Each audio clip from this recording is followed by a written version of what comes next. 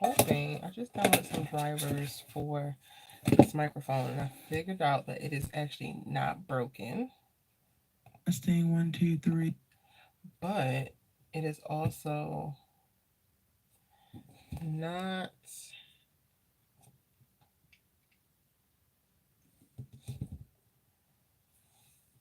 It is also not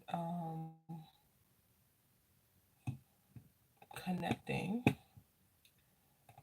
Testing 1, 2, 3. Testing 1, 2, 3. So I'm trying to figure out how to connect it to the software that I typically use. I had to download the drivers. Testing 1, 2, 3. So this is the actual Yeti software is like working, but it's not connecting with my audio recording system, which is Adobe Audition. So I'm trying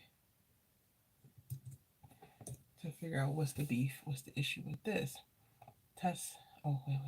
Audio hardware. It says Yeti not working. Let's try again. Yeti not working. Okay. I don't know if this is about to fix it. If it. Testing. We're back. But I don't know what went wrong. Okay. Testing. Test. This isn't raising the volume. No, hold on.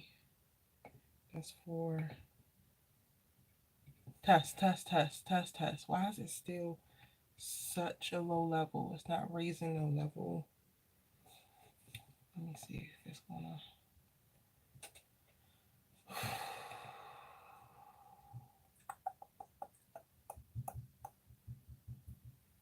If it's going to play. Look, y'all. Look who's back. Oh, let's move around. Look who's back. Cody's back. Well, I'm back actually. Okay. Let's see. Testing. Okay, it's playing. We're back. So that gives me something. That's something. I can record my videos. Yesterday was crazy. I cannot believe it was not working. No, you cannot.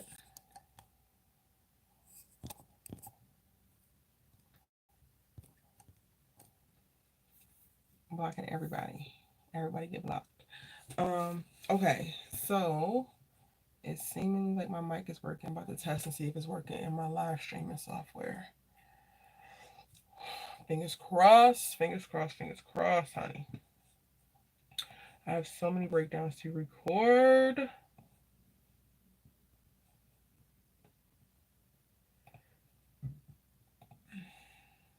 Stop. Test. That's not popping up, but if I use... Oh, but that's not connected. Okay. So if I connect this, that should be more right.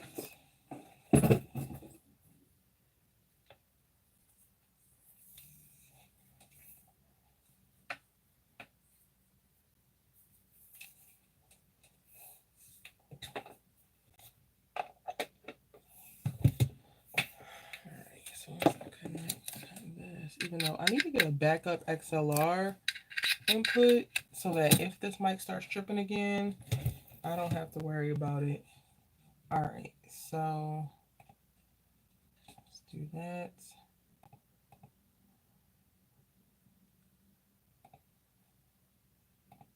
Test. Yes, we're back. We're back like we never left. Is this Yeti muted? Oh, because I have it on that. Okay, so make it that. Thank you, God. I don't know what was wrong. I don't know actually how it fixed. I literally only downloaded the Yeti software and that seemingly did it. So, okay, I guess. But like not having a mic yesterday really, it was giving 13.3. So, okay. And I know that's like overly dramatic, but I'm just saying it really just gave what the this is not a cheap mic, and I'm like, what is wrong with you? Okay, so Now I'm going to be probably spending the night recording television breakdowns for various shows.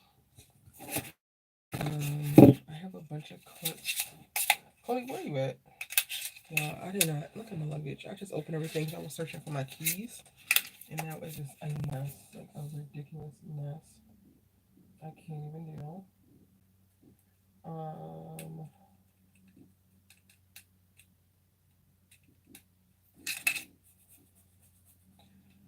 I gotta make a list of all the things I gotta get for this place. But I had a flight earlier today. It was a quick flight though. Midday. It was like an hour flight. So I'm just now getting settled. And I'm excited for the homecoming activities this weekend. Morgan State University's homecoming is this weekend, and that's where I went for grad school. That's also where both my parents went for undergrad, and that's where they met. And that's low key why I went there for grad school, on top of like some other things, some benefits I had. And this is my first homecoming in a very, very, very, very long time. So I'm really excited about that. I'm hoping I can vlog it, but your girl has been so overwhelmed. Like my Detroit vlog is gonna be all over the place because I was just like literally running around behind my dad doing a bunch of family business stuff and just barely had any time to even create my own content for my main channel, let alone create personal content. So there's that. I need to update.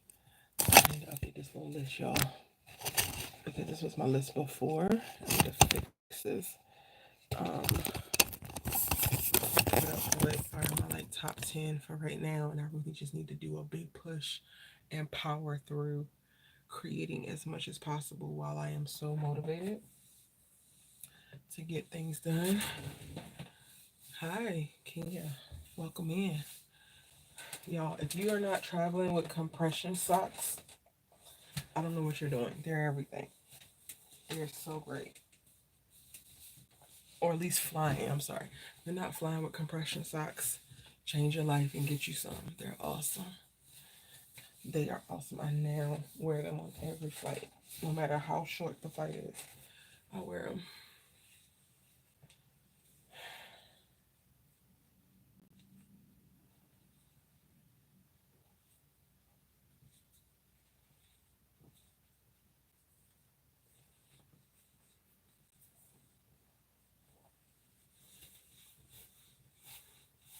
Hey, Angela, it's going all right, child. I had a flight back to Baltimore today, and I'm just now getting like settled in a bunch of business stuff today. And I didn't figure it out. I just, my mic fixed. I did a couple things, but I don't even know. I was just trying a bunch of things, and one of them actually worked. So my mic is now fixed. I'm about to start recording a bunch of content because I need to get that done. I also need to send over a lease for a new tenant. That's going to have to happen after I get a couple of these things recorded. I'm not even going to hold them. Yeah, I'm feeling okay. Feeling okay. Things are evening out. It is. It is. It was so many just random things going wrong yesterday that I was just like, bruh. Don't get me wrong. There's a couple of things that were just like major annoyances today, but like part of me also decided like I can't give any more energy. Like I have so many things to get done, and like what I'm looking to accomplish throughout this end of this year needs me to get into a place and have momentum now. And the only way I have momentum is if I start doing so. Glance Coley is. I think he might be hungry. Let's go see. We're reunited with Coley. Hey, what you doing here? Oh, you laying on your bed? I didn't realize it was a bed here. Look at him, y'all. They missed you, Coley. People been asking me, where's Cole? Where's Cole? Here he is. You want to eat? Let's go see if you want to eat. I don't want to eat this morning. Let's go see. Yes, he is feeling so much better.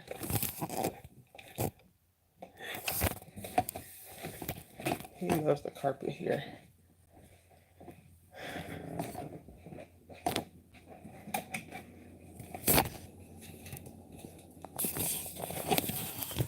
He is doing much, much, much better.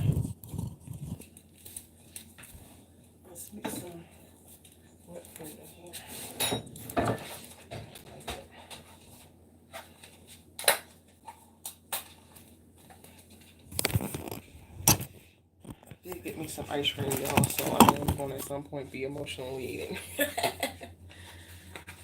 Because today is better, but I feel like today is also better just because of how I'm choosing to respond versus things not necessarily going awry. I'm currently struggling with certain feelings of like betrayal in certain things, but that just is what it is. There's nothing I can really do about it.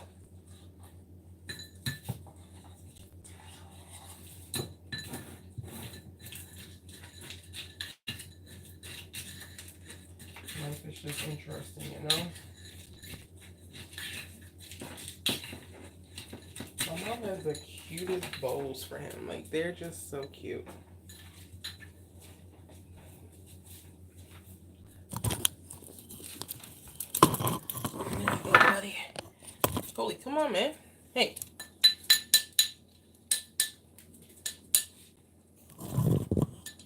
You gonna eat? Apparently you didn't eat breakfast, so you need to eat.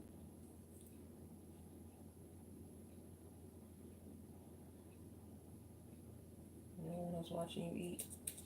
Excuse me then. Go ahead, mind my damn business. You're right. I was thinking the same thing. Ice cream makes it better. It makes it so much better. It really does. I'm gonna record a couple videos though before I allow myself to have some. I was watching this TikTok about procrastination and how it's more than just like being lazy, and it's a very specific type of trauma response, and it really kind of blew my mind because I go into bouts where I feel like I'd be procrastinating and making things worse, and I'd be frozen. Like I'd be literally just like frozen. I'm sitting right at my computer wanting to do the thing but just cannot bring myself to do the thing, and I could not understand it. But how this person articulated it, it made so much sense. Like, you're not procrastinating because you don't want to do the thing or you're running from the thing. You're procrastinating because you want to avoid the negative emotions and stress that come along with doing the thing. um, and you only are avoiding those lower tiers, for lack of better words, of stress or negative emotions because there's other parts of your life delivering higher tempered negativity or stress that you can't avoid. So your body is, when your mind is looking for any way to start to mitigate the amount of negative feedback and stress that you feel. And unfortunately, sometimes in your work or your creations or whatever, that's where the procrastination will manifest, because it's easier to eliminate in the moment, not in the long term, but in the moment, eliminate the potential negative stress that comes from this thing attached to your work, or the tedious feeling of like doing this thing versus whatever like familial thing, home thing, friend thing, relationship thing that is causing you an exasperated amount of stress and negative emotion. And when I tell you that like hit me, because I'm like in a space right now where I am absorbing a lot of stress from external things, and it makes so much sense because I would be what you call a parentified daughter, as the eldest daughter, as the daughter who kind of like assumes a lot of responsibilities on both sides, both my mom and my dad's side.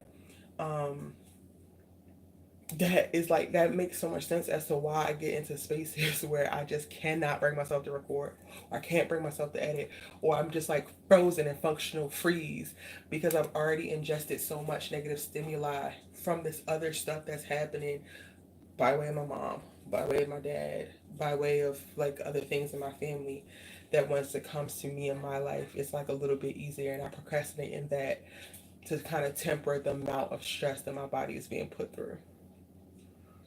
Blew my mind. I was like, that makes so much goddamn sense. Like, it makes all the sense in the world. Because it was also talking about like how the parentified daughter is raised to be the people pleaser, and then don't have an emotionally immature parent, because then they also take on the responsibility of like ignoring their feelings and not vocalizing their feelings because they've always had to create space and like mitigate the feelings of this parent. And it's just like, oh, but why? um, so I think I do really well when I'm not really, not necessarily not pressed, because I have feelings, right? Like, I don't really struggle with like the negative emotions and like negative experiences as much if I have an understanding of the why behind them, or if I can find a way to intellectualize something and like again get a better grasp on what it is, then I deal with it better. But if I'm experiencing it and feeling the effects, and then I also don't understand it or don't know why or any of that, it makes it worse for me. And that is probably 100% because I'm a Gemini. Coley, if you would have ate breakfast, you wouldn't have been scarfing us down like you starving.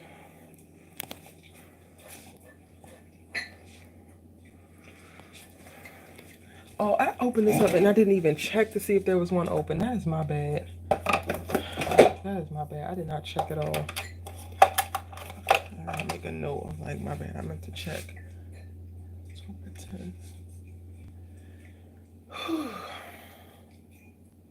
I don't know if any of that makes sense, but all of that is what I feel like has helped me get to a much better place emotionally today.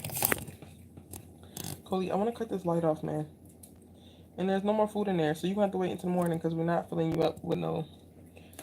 He's like acting like he ain't ate in 16 days.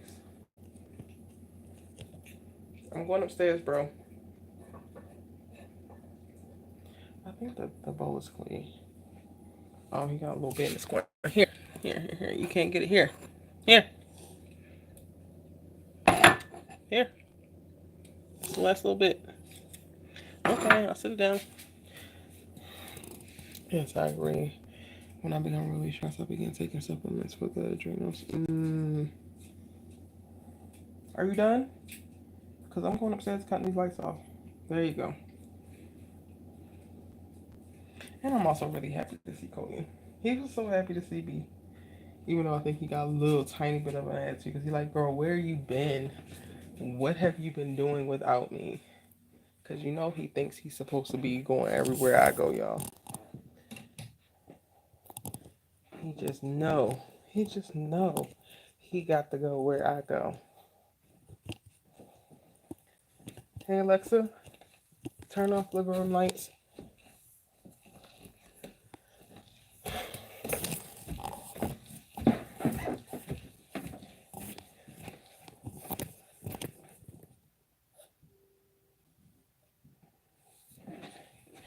These carpeted steps are so much easier for him. When I go back home, I'm going to build a little ramp on the side of my steps so that he'll have it. Okay, I got work to do.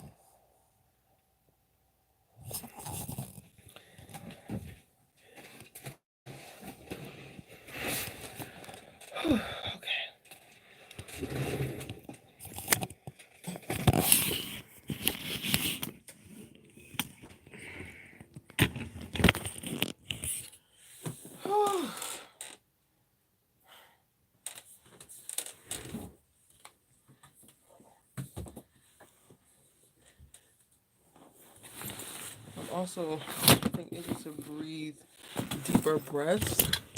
My dad moves with a lot of very chaotic energy, so it's often a lot for me to handle and manage being in his presence.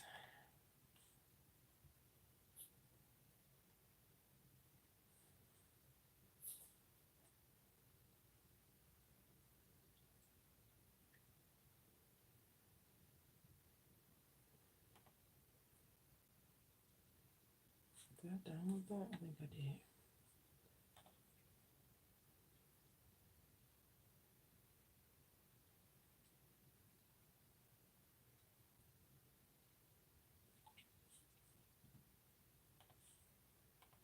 Okay, great.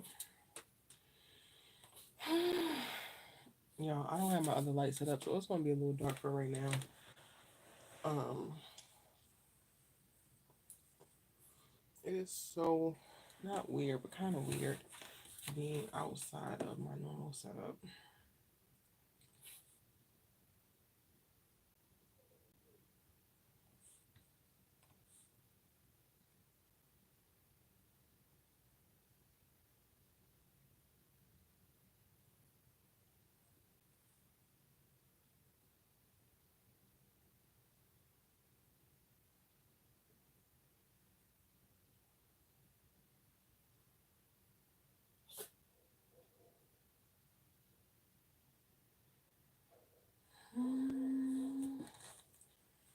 I going to start? Like, that's another thing. When you be having so much to do, it's like, where do you begin?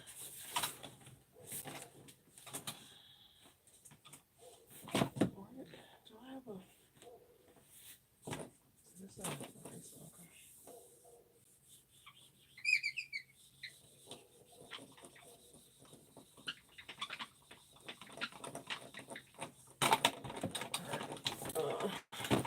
I'm not catching up on these reasonable doubts. Can else get dreaming up? Get this wrong video.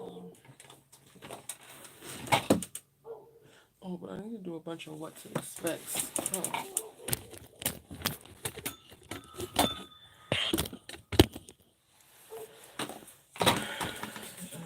Now it's in Paris at war. I feel like this should be like now it's in Paris.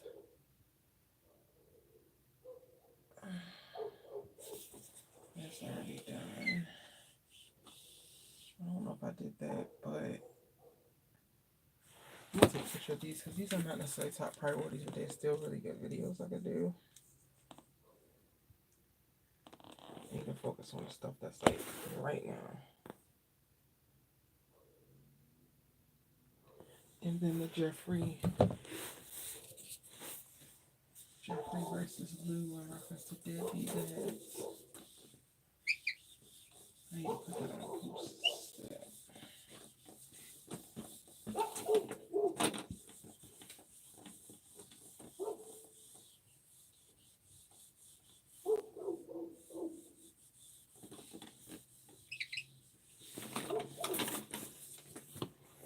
You start with one thing I like and then one thing I don't. Ah, that's good. I like that. I like that. Okay, right now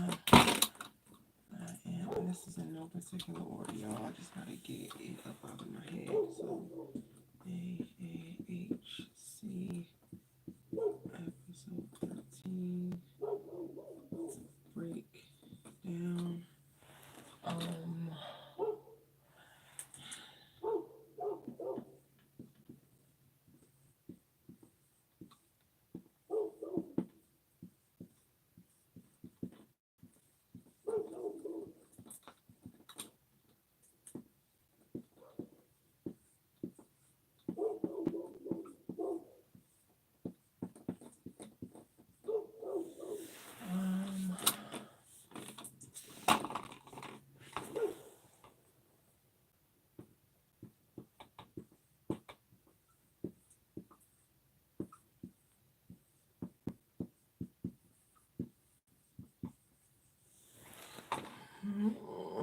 And I'm writing ideas now that are like much heavier lifts. These two videos are much heavier lifts.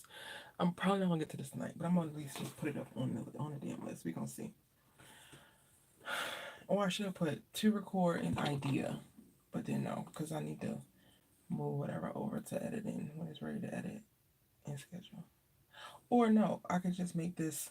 I can rewrite what this is, so I don't have to rewrite it. I could just make this like a chat box, right? Edit.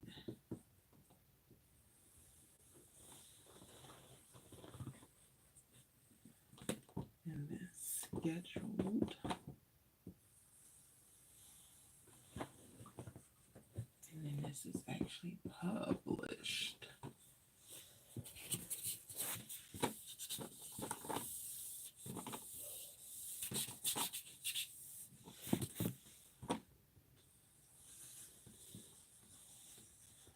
Published, and then this could just be ideas. Ideas that might need a little bit more time baking. I need to really think about my thoughts on it. So this would be, I'm gonna put some more versus a video over here. I'm gonna put Amy versus Spencer.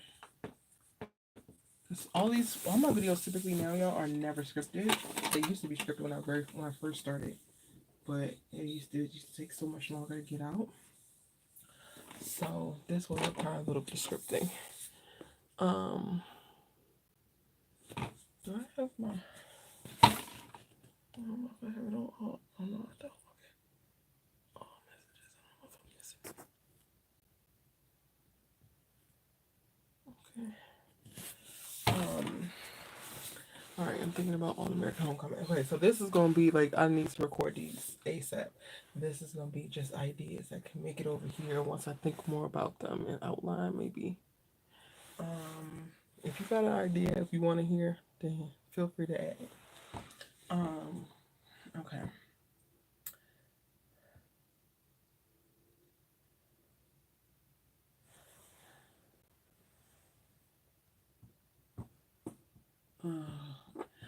The Fall of JR would have to. I would have to go back into season 1, so I'm gonna put it over here. Even though I feel like it'll be easy because I can read JR any day of the week, like any day of the week. Hey, Centrica, but I'm gonna put the Fall of JR just because I feel like I need to give it a little bit more time. The Fall of JR.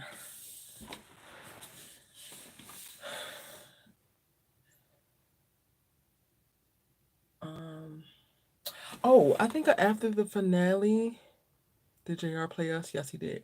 I think. What do y'all think about like after the finale video, and I'll say what I think everybody landed at after the finale. I like that idea, and I feel like I could just spitball my thoughts after the finale. Okay.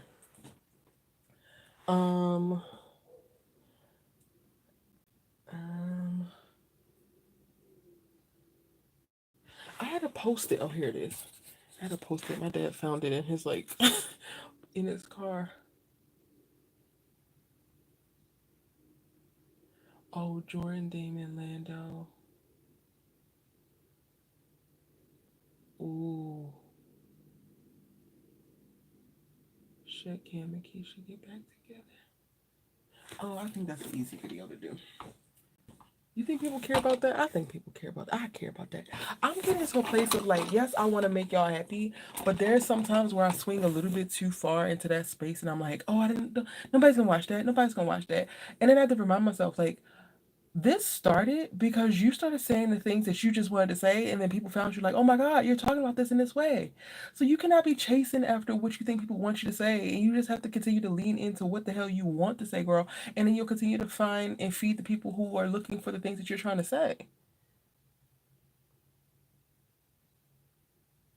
You think about what they gave Simone in each era of her life. Yeah, I think the way I kind of wrote it, because this one is so raggedy posting on y'all. I be writing, come up with the video ideas all the time, and like just throwing them on a piece of paper. But I think I was thinking more of like who was actually the best person, was the best match for her, or is the best match for her. I also got through the season, so like a character exploration for each character through from seasons 1 to season 3, and I have Simone, Lando, Damon, Keisha, Gabby, Nate, and then I think I have another part where I was gonna write there, but I didn't get a chance to.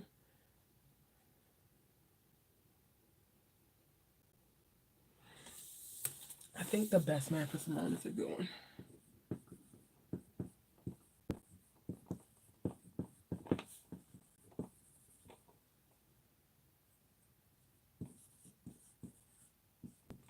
Tyler, the best man one is so messy. I don't know if y'all can see that. And then I'm just gonna put under here Jordan, Damon, Lando. So I don't forget like what's the details of the premise. The dance was it for me, Keisha, and her journey. Yes. Centrica, you really think that Lando was the best one for her?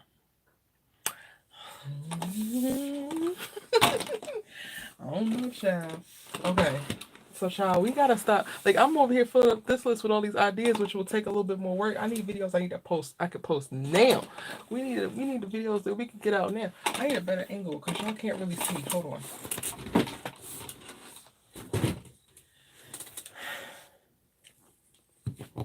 I need a better angle. Hold on. Also, I think I'm better today because, like, I'm not in Detroit.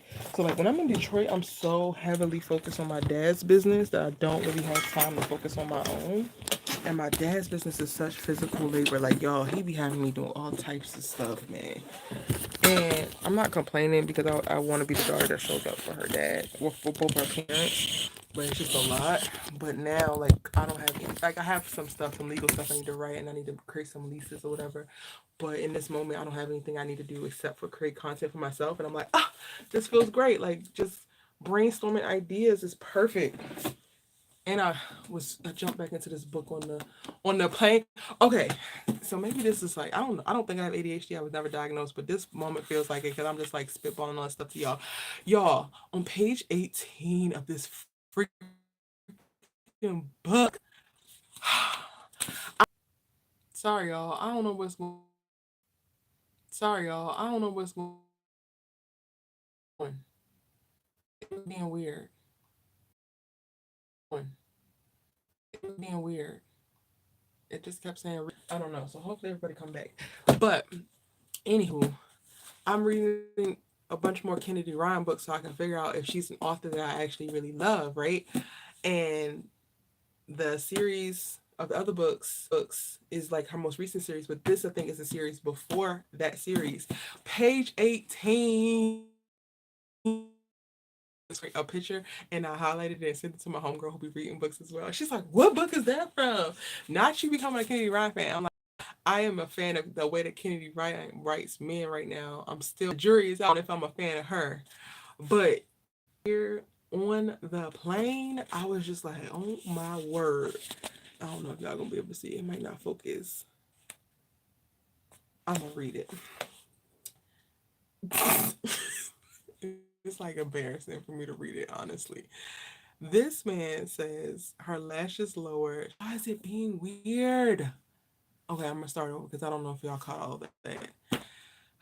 Her lashes lowered, shielding her eyes from mine, but she can't hide her body's response.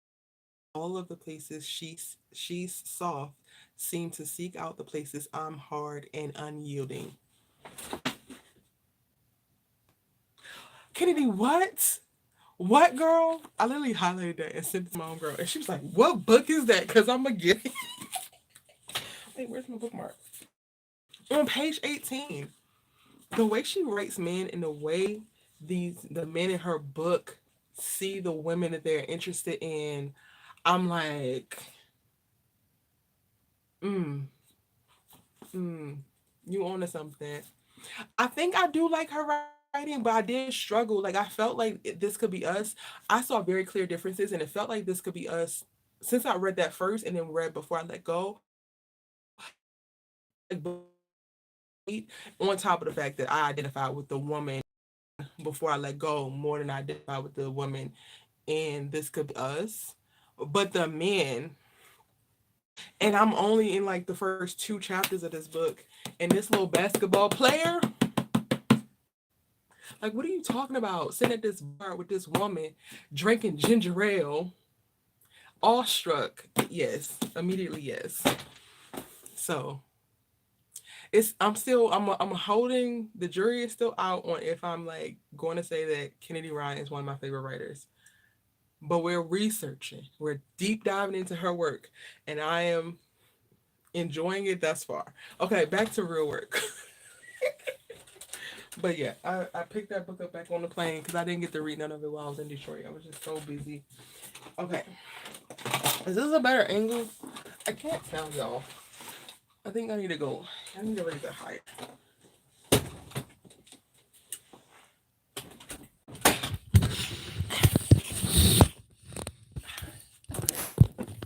I don't know if that's better. I don't know, y'all. Y'all gotta tell me. Ugh. That's as good as it's gonna get, I think. I fear. I just gotta slide it for like, if y'all don't see the idea side, I gotta do like that. Okay, we can do that. Y'all will be fine. Hopefully y'all can still hear me. It's not too far away. Okay. And it's reverse. I don't know how to switch it, y'all. Can I mirror it? Does that work? Cause y'all can't read it, huh? That's weird. They don't let you do that. I don't know. Okay. All American Homecoming.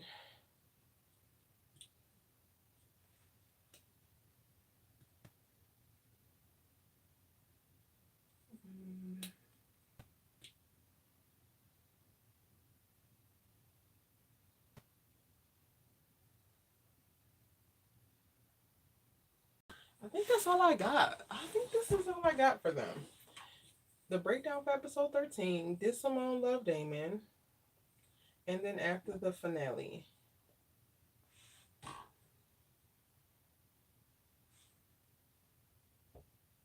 Maybe Cam 1, All American Homecoming. Is that a good video? Cam 1.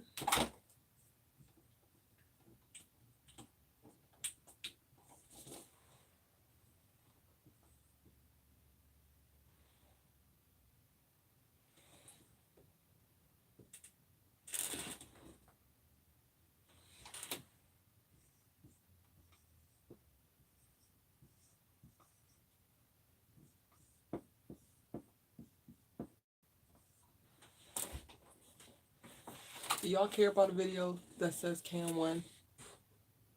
What about Nate and Keisha's love? In what way? I need to pull this up so I don't gotta break my neck to see what y'all saying. Okay, let me put it on my computer.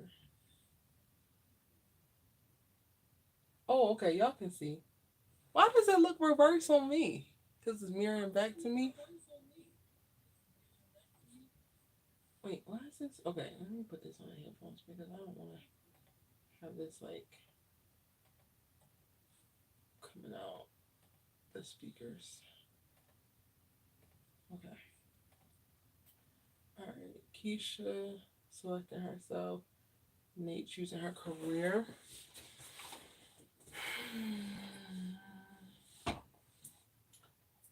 I feel like that will go in here, like after the finale.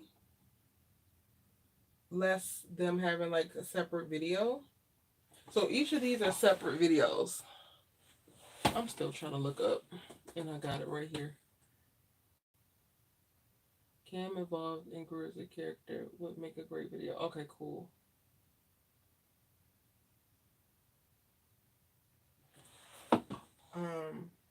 Yeah, I think I could definitely break down Nate and Keisha's romance journey or love journeys because it wasn't just romance; it's also like how they view love as a action, regardless of if it was romantic or not. In the after the finale.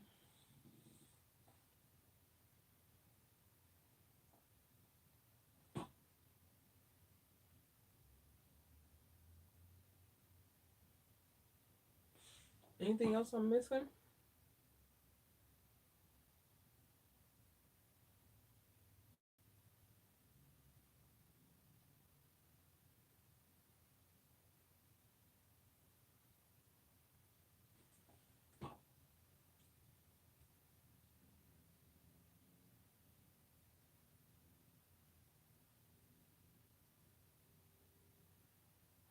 Let me think of other ideas.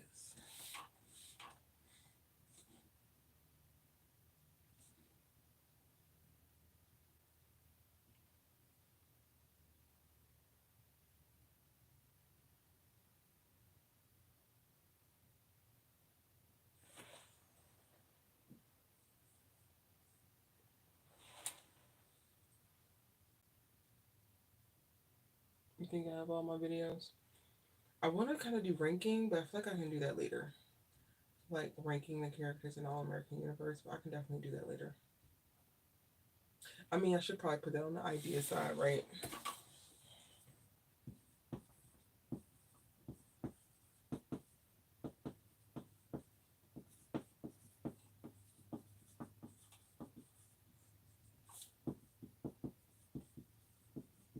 This will be a really big video because I was thinking about doing a men video and then doing a women video, but I think I would prefer to do a longer video with all of the characters, and then it will go into like why they fall at that spot and go in reverse order. So I would do that, and then I would also be ranking couples.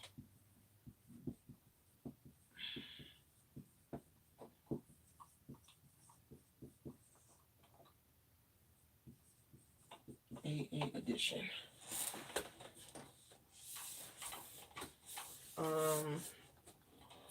That's all I really got. I mean, I don't know if anybody would be interested in this video, and like I like the thought of it. And again, I need to not think about if people be interested in it. But like what are is Cam and Gabby are Cam and Gabby better off as friends? What y'all think about that? Let me zoom in. This is also like a little bit.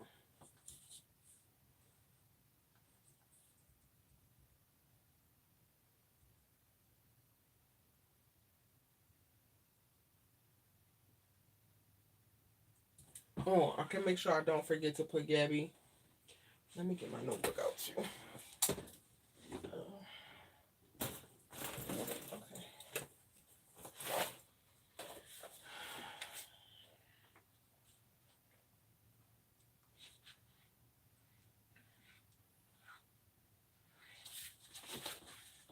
Yeah, I wish this was my day all day, every day, and I didn't have to do so many things to like make shake and make ends meet. If I could just sit and talk about TV all day, every day, that would just be so awesome.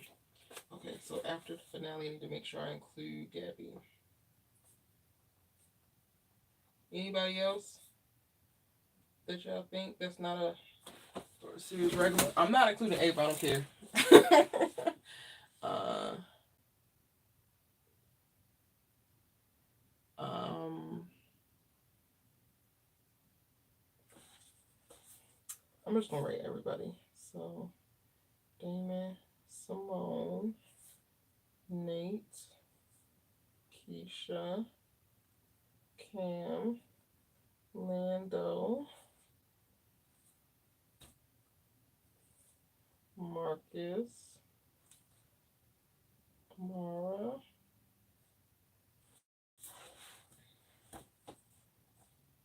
JR. Look at me trying to remove JR. Thea. I would even do Tootie.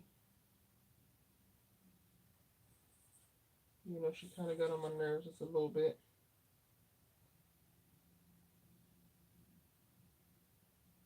Yeah, because this is just after the All American Homecoming finale.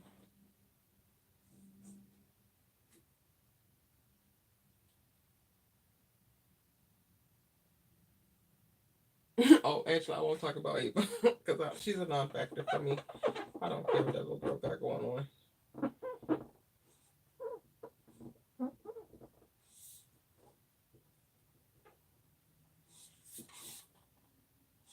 Any other side character that y'all think I should speak to?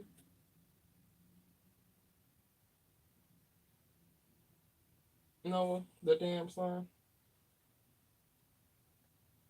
That's fine. Um,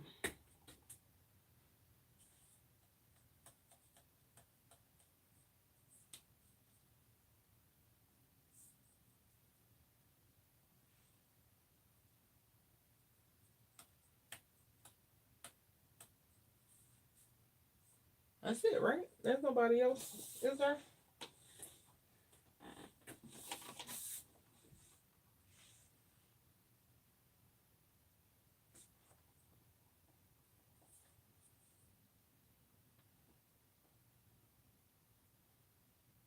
Do I need to talk about Tootie? It's either Tootie or Coach Lonnie. Y'all don't get both. Hey, Micah. Y'all remember Rome? Who's Rome?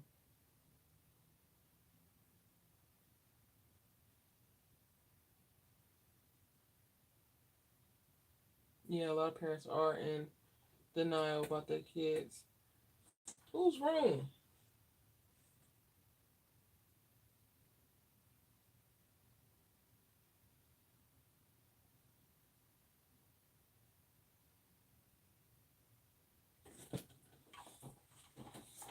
Micah, we're listing out topics for my next couple of videos. Yes, I got Marcus and Amara.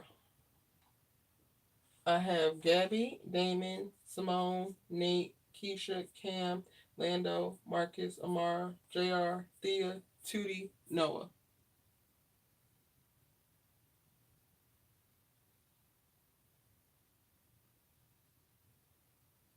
Roman from a family business.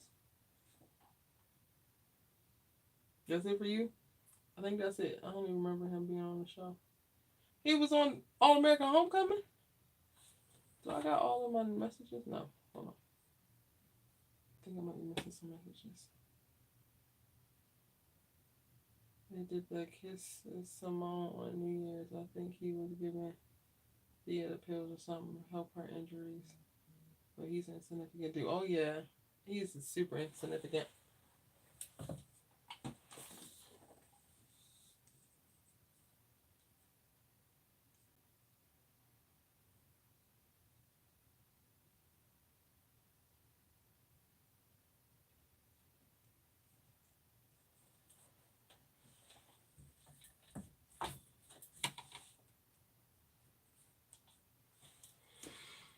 Okay, because we're talking about Micah for my video, talking about after finale, all of my predictions of what happens to each of these characters after the finale ends. So that's all we put in. And we're doing Tootie instead of Coach Lonnie, right? We don't have to have Tootie. Do y'all want Tootie? That's everybody. Family dinner and breakfast. Yep. Ooh, I just thought of something. This might be a little too niche, but I actually want to explore it. Does Simone have to stop being friends with Damon to be in a relationship with Lando?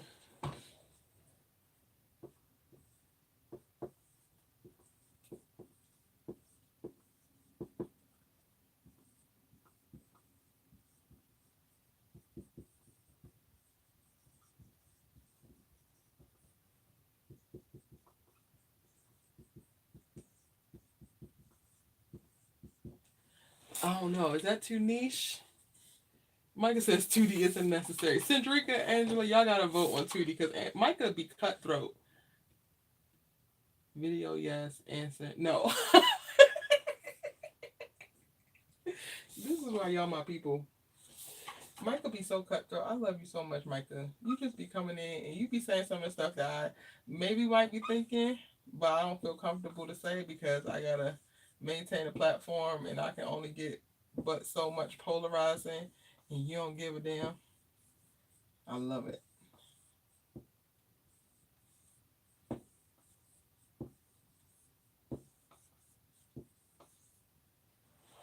My question is where were Simone and Damon really from? Ooh, I think that JR gave him all the info about her. Yeah, I think I could put the were they actually friends in the Did Simone Love Damon video. Tootie, more Coach Lonnie. Uh, uh, oh, Coach Lonnie not necessary. Yeah.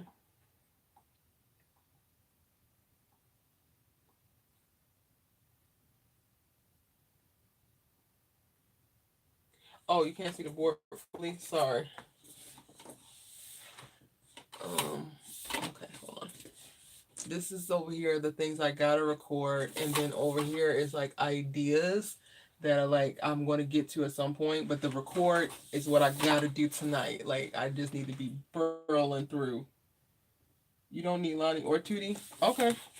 We don't have to have Tootie. 2 votes against Tootie, so then she's out. So how y'all don't want Tootie, but y'all want Noah? That's because y'all want to know what mentally he had going on. That's real. I can get into it, even though I didn't like that little boy since the moment I met him.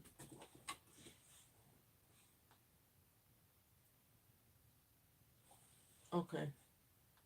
Um, you was mainly just thinking about Gabby because we can't forget about Gabby. Gabby is an honorary series regular. Like, not too much on her. That's the energy we got for Gabby. 100% Cedrica. You are right about that. Okay. Now moving on because I'm not just doing homecoming content tonight. I have to do other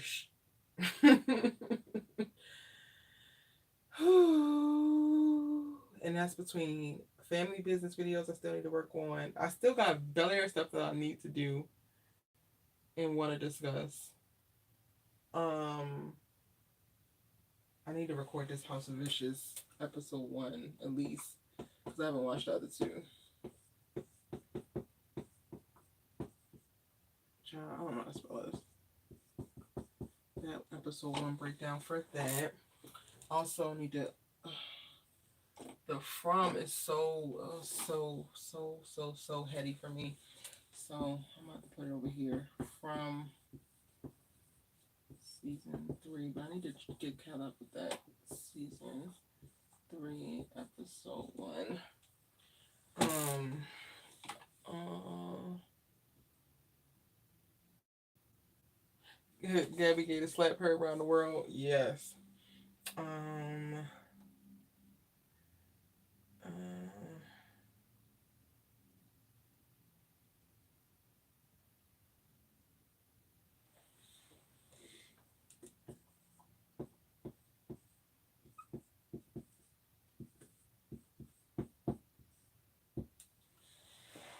so for season 6 of Family Business, I'm gonna do a Will Jr. Die video. What questions y'all still got for the Family Business?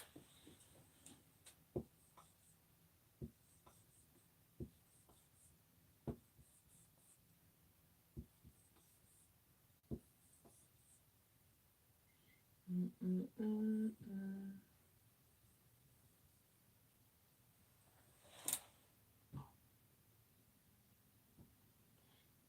Let's put a picture of a bunch of them. Right here. Let's see. Shaking. You should get back to it.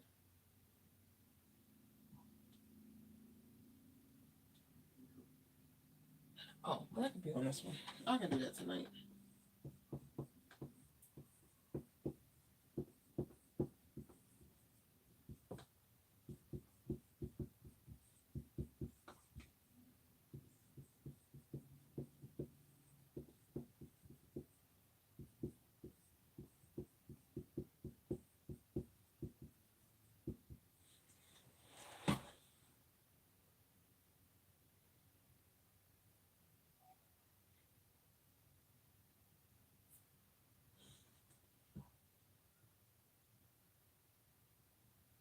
Who will be the one to take him out?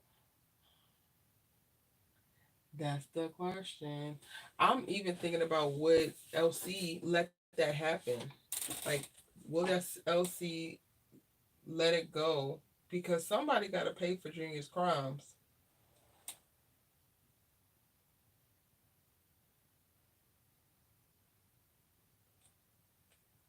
Um,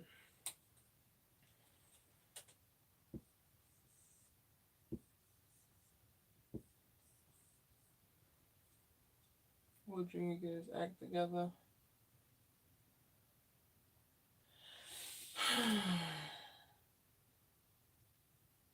So it would be that would be will Junior Tournament Alliance, and that would be all included in that.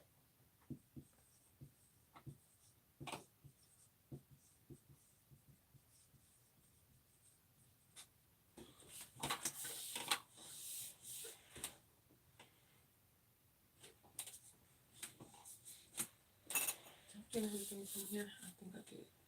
Shaking, there's more about Damon through the seasons. Through the seasons is gonna be so hard to do, but I feel like it could be really good. People might like it. Would y'all care about a character analysis through all the seasons and like highlight how characters grew, how they might have regressed, what we got to see, their major moments? And each character would get their own video.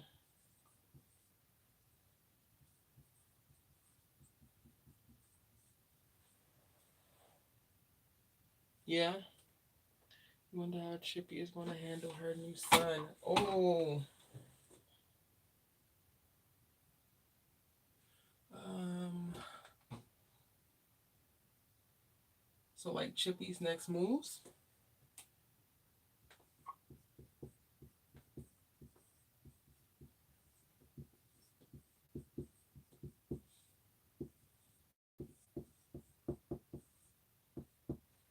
I like that. I think that would be really easy. I had to think for like 10 minutes, but I could do that. What show? Oh, that's still All American Homecoming. I could start as a series for other shows, but like that would be the 3 seasons will be for All American Homecoming.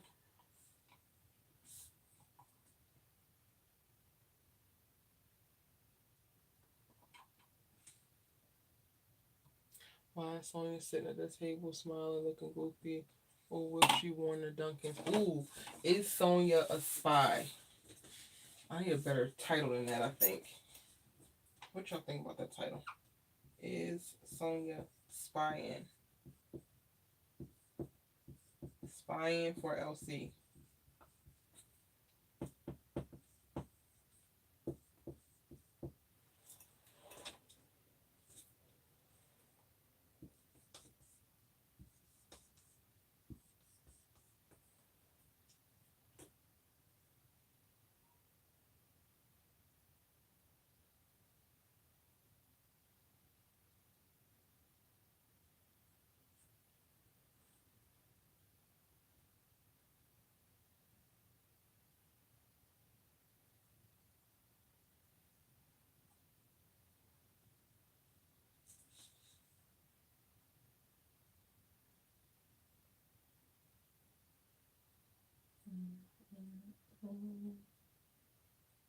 I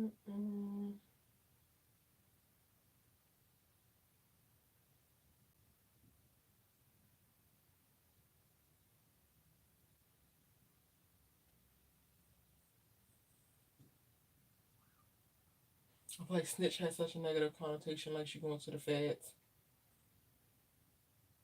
But I'll figure it out. I'll figure out what word to swipe there. Because spying ain't doing it for me.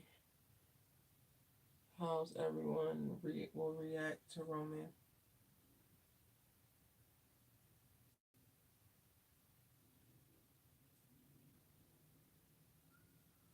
Um, so like, will the Duncans welcome him, or can Roman fit in? Like, that's the video. Can Roman fit in? I feel like that's a little bit too incognito for the title, but what y'all think? Can Roman fit in? Roman finds his place with the Duncans. Where does Roman fit? Ooh, where does Roman fit? What y'all think about that?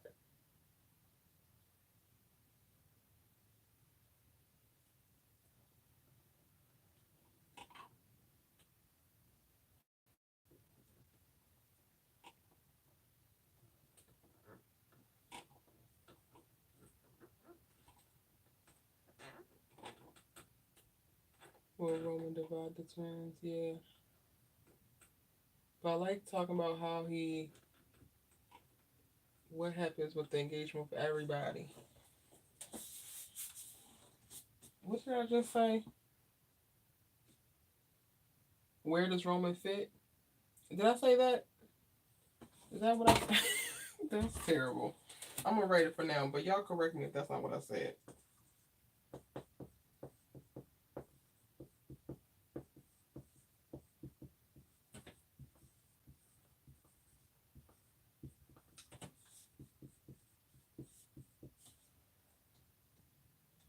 Okay. All right. Last one, because this is already a very advantageous list to record tonight. It doesn't have to be um, family business or all American homecoming.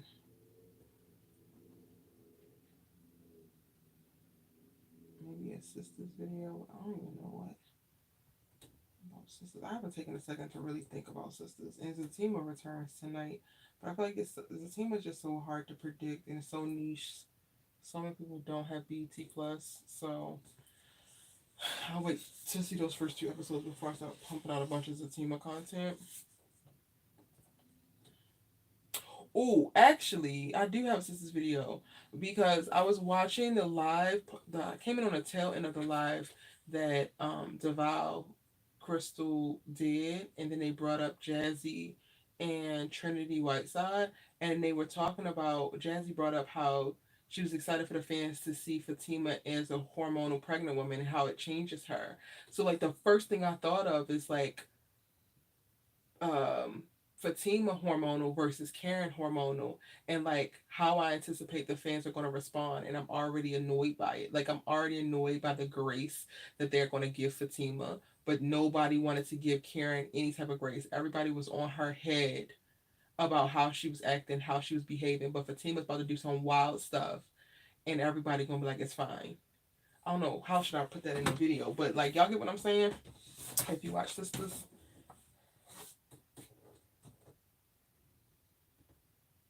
I don't know what I would call it, like hormonal pregnancies, Fatima versus Karen. I don't know. That's what I'll put for right now because I can't think of a catchy title. I'm gonna put hormonal. Fatima versus Karen.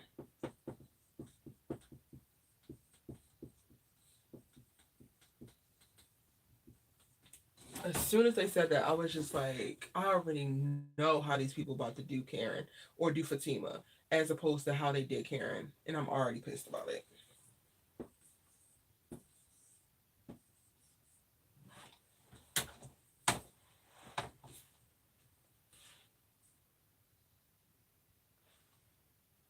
So this is the board, y'all. This is where we're at.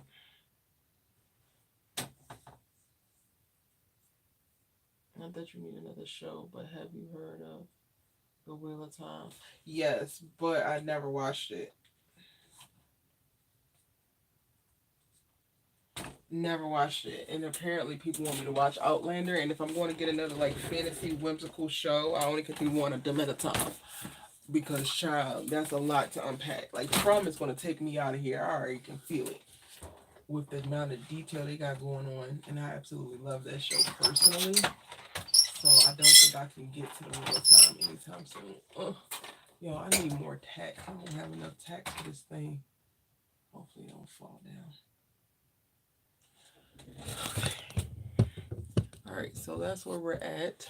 The board is back up on the wall. Outlander is way too much for you to unpack. It's slow in the beginning, but good. Do I have to watch Power to watch Ghost? No, but it would be better if you did. But you don't have to watch it to watch Ghost. You can start with season 1, episode 1 of Power Book 2 Ghost, and they'll catch you up. There are certain characters that you won't know, but they will reiterate for you.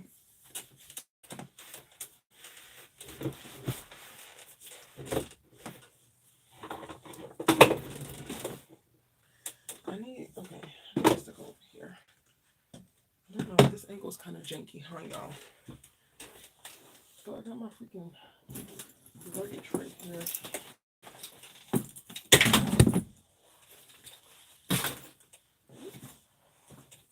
I need to repack these things. I need to update my Amazon shopping thing because y'all, I got these little travel containers and I love them so much. Like they just so clutch.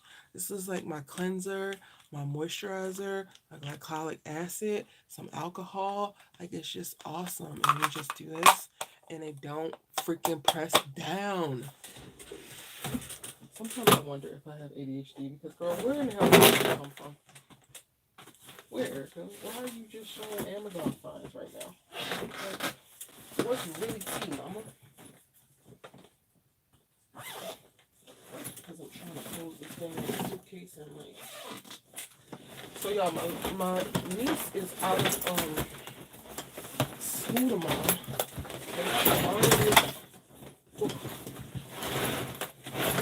For some developmental day or whatever. But I had already planned to like do a tour of my college or the college that my grad school's at, Morgan, a walk-in tour because they have all these new additions since I've been there. So I'm going to take her with me. She's like, oh, can we hang out tomorrow? And I'm like, yeah, actually, you can come with me on campus. And she's only like 6 years old, and I'm going to bring her with me on this college campus to go look at all the stuff. I'm actually kind of excited.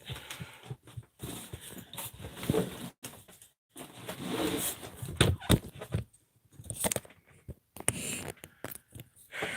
think this needs to clear up. She wants a YouTube channel so bad, but I'm so nervous in this day and age to get her on there.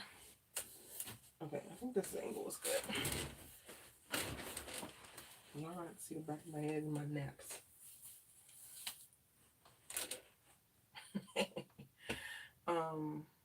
Can y'all still hear me? Is it too low? This is just H2O.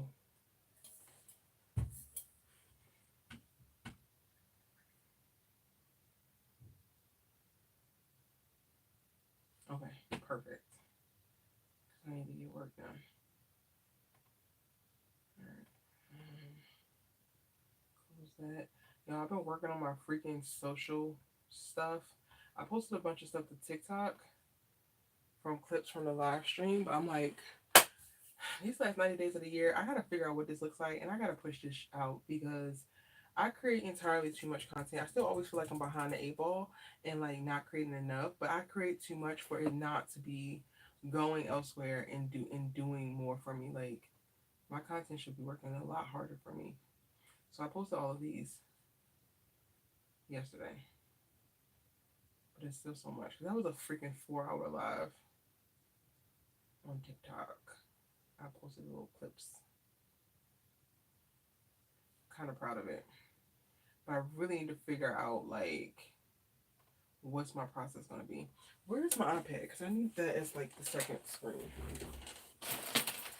Once you start working with multiple screens, it's very hard for you to go back to like single screen life. Because what the hell is that about? Let me cut this off.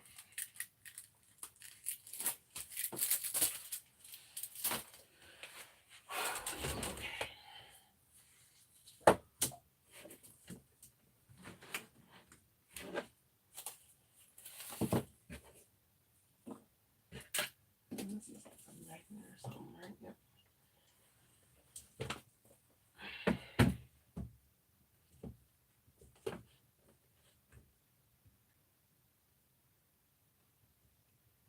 What is up with this dimness? Like, give me light. Okay, there we go. Okay, bro. Whatever you got going on, I don't really care right now.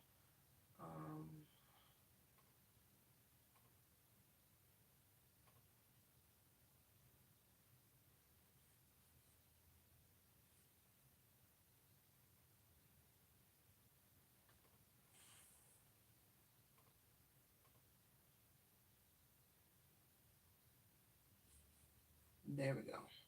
Second screen. Love that for me. Oh, come on now.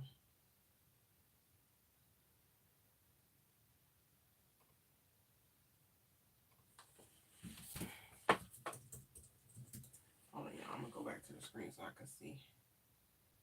Quick open.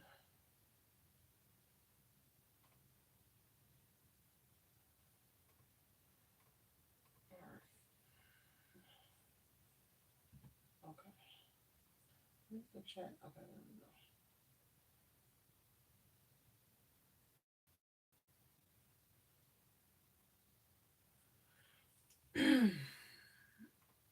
Okay. So, I want to make sure I got all the images I need.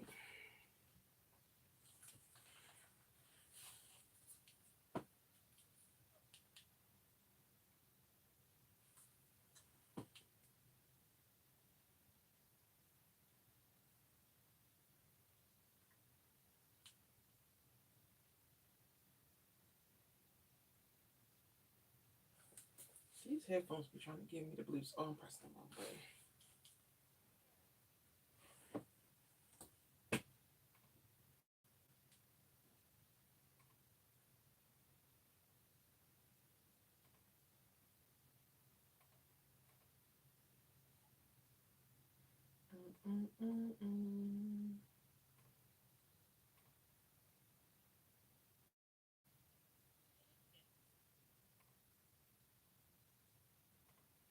Okay, great.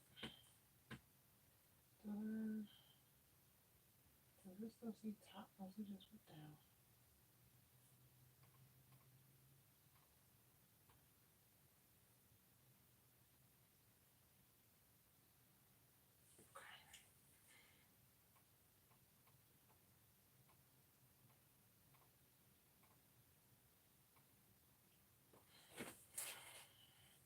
I had wrote a list of like how I was gonna break it down.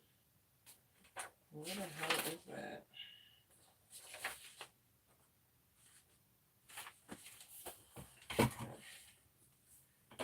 Where's my...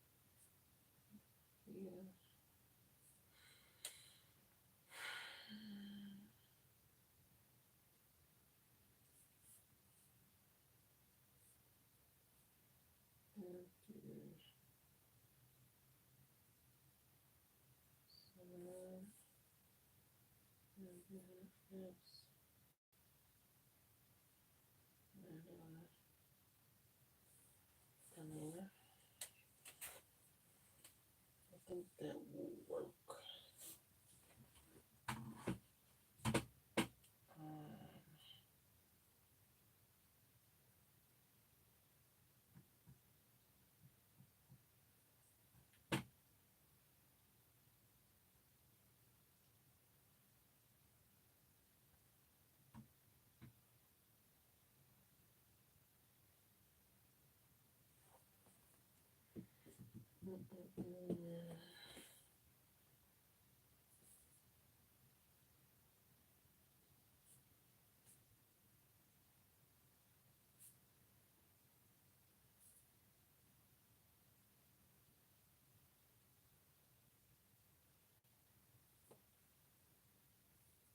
Oh, Detroit Tigers, that's what it's called.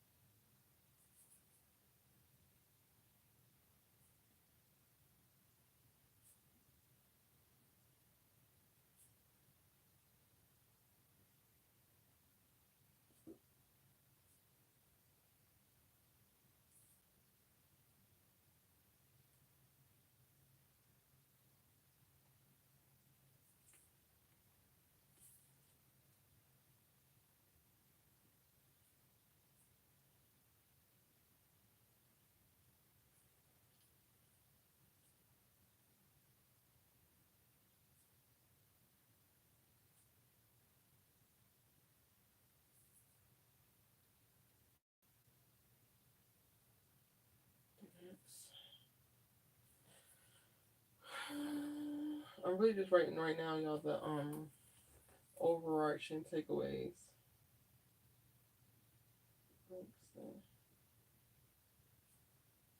Compromises, trust, and relationship.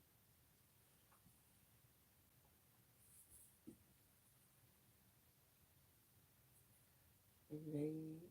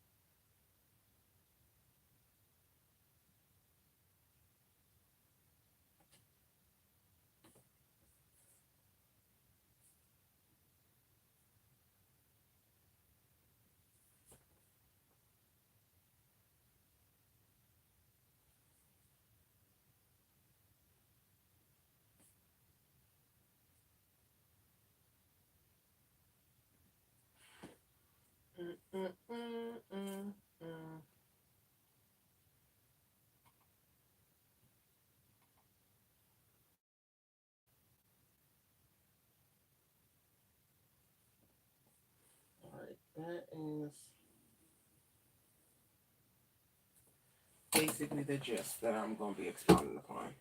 Great. I think I have all the photos that I need. Why is this like...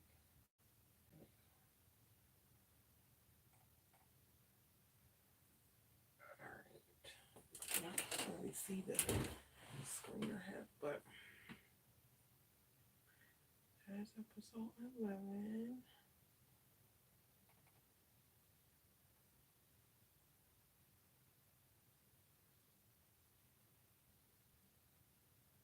Oh, Marcus and his son. I totally forgot. I'm gonna fit him in.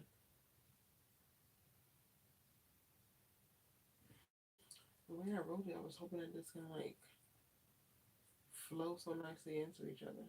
But like Marcus and Amara are like weird outliers. I guess okay, let me just make sure I write them on here so I don't forget. And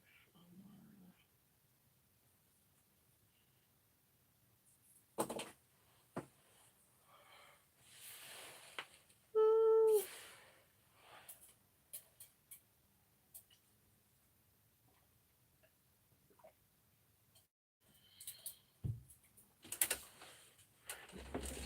I can get a bit loud.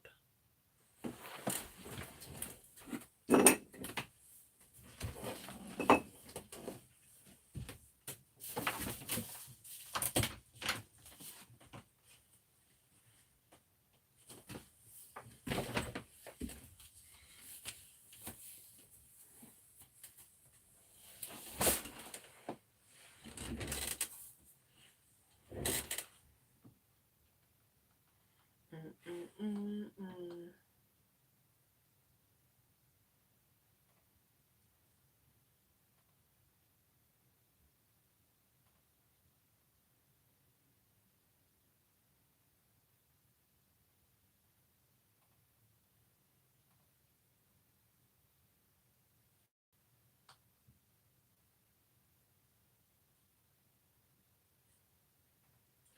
Okay.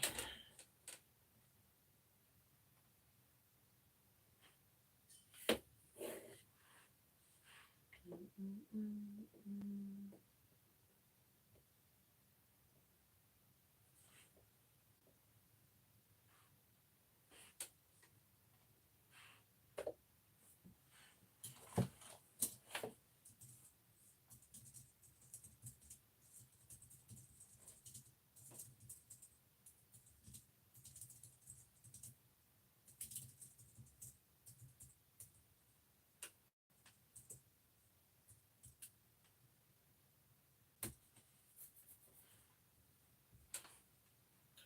Let me test one more time. Okay, yes, we are back, and I'm a little bit peaking. So, like, let's tone it down a bit. Test, test, test. A little bit more. Test, test, test, test, test. Yes, thank God. I was about to be so mad if I thought that spent a couple $100 on a new mic. I was going to be so pissed. Okay.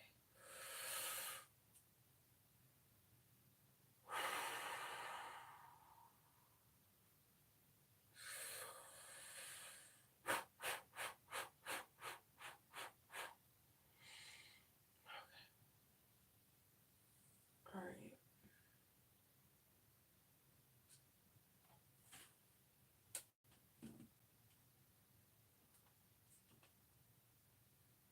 It is the end of an era, and for better or worse, we know exactly where everybody stands. What's good, y'all? I guess it's Erica Vane coming to you with our final All American Homecoming episode breakdown. And in this one, I'm breaking down the series finale, season 3, episode number 13. If you're new here, hit that subscribe button and turn your notifications because while this is the end of an era, the final episode breakdown, there are quite a few other conversations I want to have about the characters within this universe, and those videos will be coming very soon. And you don't want to miss it, so you can only catch it in a moment if you are subscribed and you turn on your bell notifications so that YouTube can let you know when those videos are ready. If you're not new, welcome back, boo. You know how we do. And you can feel free at any given point to go check out my past live streams where I unpack and give you reactions and deep dive on on this series, all of the characters in it, and my thoughts throughout the seasons. Those are available in the All American Homecoming playlist. So much content. If you are in love with All American Homecoming and you don't want the conversations to end, I got you as your good sister to talk TV with, and you can jump into that playlist to get your fix.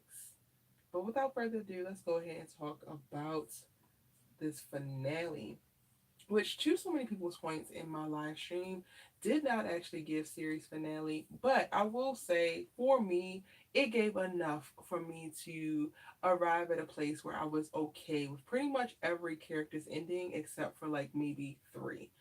And I take that as a win considering how off the rails I feel like the series had gone in season two and at the start of season three. For us to arrive where we arrived at the very end, I'm like, okay, I will take what we got. There was pretty much no salvaging the Thea storyline based off of where they put us and took us. And then there was also kind of no salvaging the Damon storyline with him not really being in the season except for the season premiere and the series finale. So there was really nothing that they could do with them and the amount of time that they have with the characters with balancing the storylines of other characters. And in this breakdown, I'm gonna go character by character and let you guys know what I think based off of what we got to see, not only in this finale, but what we know about the character in the series. And I'm gonna start off with Damon, who, like I said, makes his return to the series in the series finale. And he is coming in as a call in from JR, who basically lost the sponsor, the potential booster for the baseball club team last episode when we got to see him questioning his morals and if he was okay with just going along with this shiesty businessman just so that they can get money to support this team coming back. But when he walked away, he was able to lean on his brother, who basically, we learned in this episode, signed a deal with the Detroit Tigers. This is his first MLB team, and he is now officially a pro baller. And Damon has decided to take some of his salary and be able to fund the Brinkston baseball club as it is returning. So he comes back, and that's where we first get to see him in this episode. And we get to see Lando startled, struck, if you will, with the sight of Damon back on campus because he has been living his best life this year, getting closer to Simone, healing, pushing through, integrating himself into the friend group, basically assuming Damon's spot within the friend group, only for Damon to arrive, and you can see all the fanfare, all the love that he still cultivates amongst the baseball team. So I could totally imagine Lando seeing the baseball team responding how they are, and then being like, "Well, wait till he gets to that damn loft. He's gonna run amok." But we're focusing on Damon. In addition to him coming back to, celebrate and be with the team that he is basically funding moving forward, thanks to his brother in that particular act, we also learned very quickly that Damon didn't just come back to support the baseball team, but he came back with the idea that him and Simone had accomplished the things that they said they were going to accomplish when they decided to go their separate ways at the start of this season. And ultimately, he was ready to get that old thing back. And while we don't get a full on conversation of him expressing this to her because she's preoccupied this episode with Lando and all that she wants to tell and be and do with that young man, that is something that is very much so on Damon's mind. And the audience is made aware of it even when Simone is not. And like I said, that was very frustrating for me because I feel like they really did a disservice to the Damon character in this series midway through season two when they decided to fast track him into plots that were centered around Simone. Damon was a very strong character as we entered the series. I really looked at it from the very beginning like Damon and Simone were co-leads for this show, co-protagonists that provided the female and the male perspective at this HBCU in their respective sports, which provided really great balance. But the moment that not only they decided to dive into the demoneness of it all, because it's not even just about their ship, but when they decided to make Damon's personality be centered around his love and or lust for Simone, that is when we actually lost Damon. It was well before Peyton Alex Smith decided that he was not going to be returning to the show as a series regular. And honestly, I cannot blame him. In this episode, it was so hard to watch him staring at Simone, pining after Simone, seeing Simone in that daggone red dress, and knowing that he is still at the place that he was in that hallway when Simone broke it off with him, and he was so deeply hurt because he was so invested and wanted to be in that relationship, but he also cares about Simone enough that he wants to listen and give her what she wants.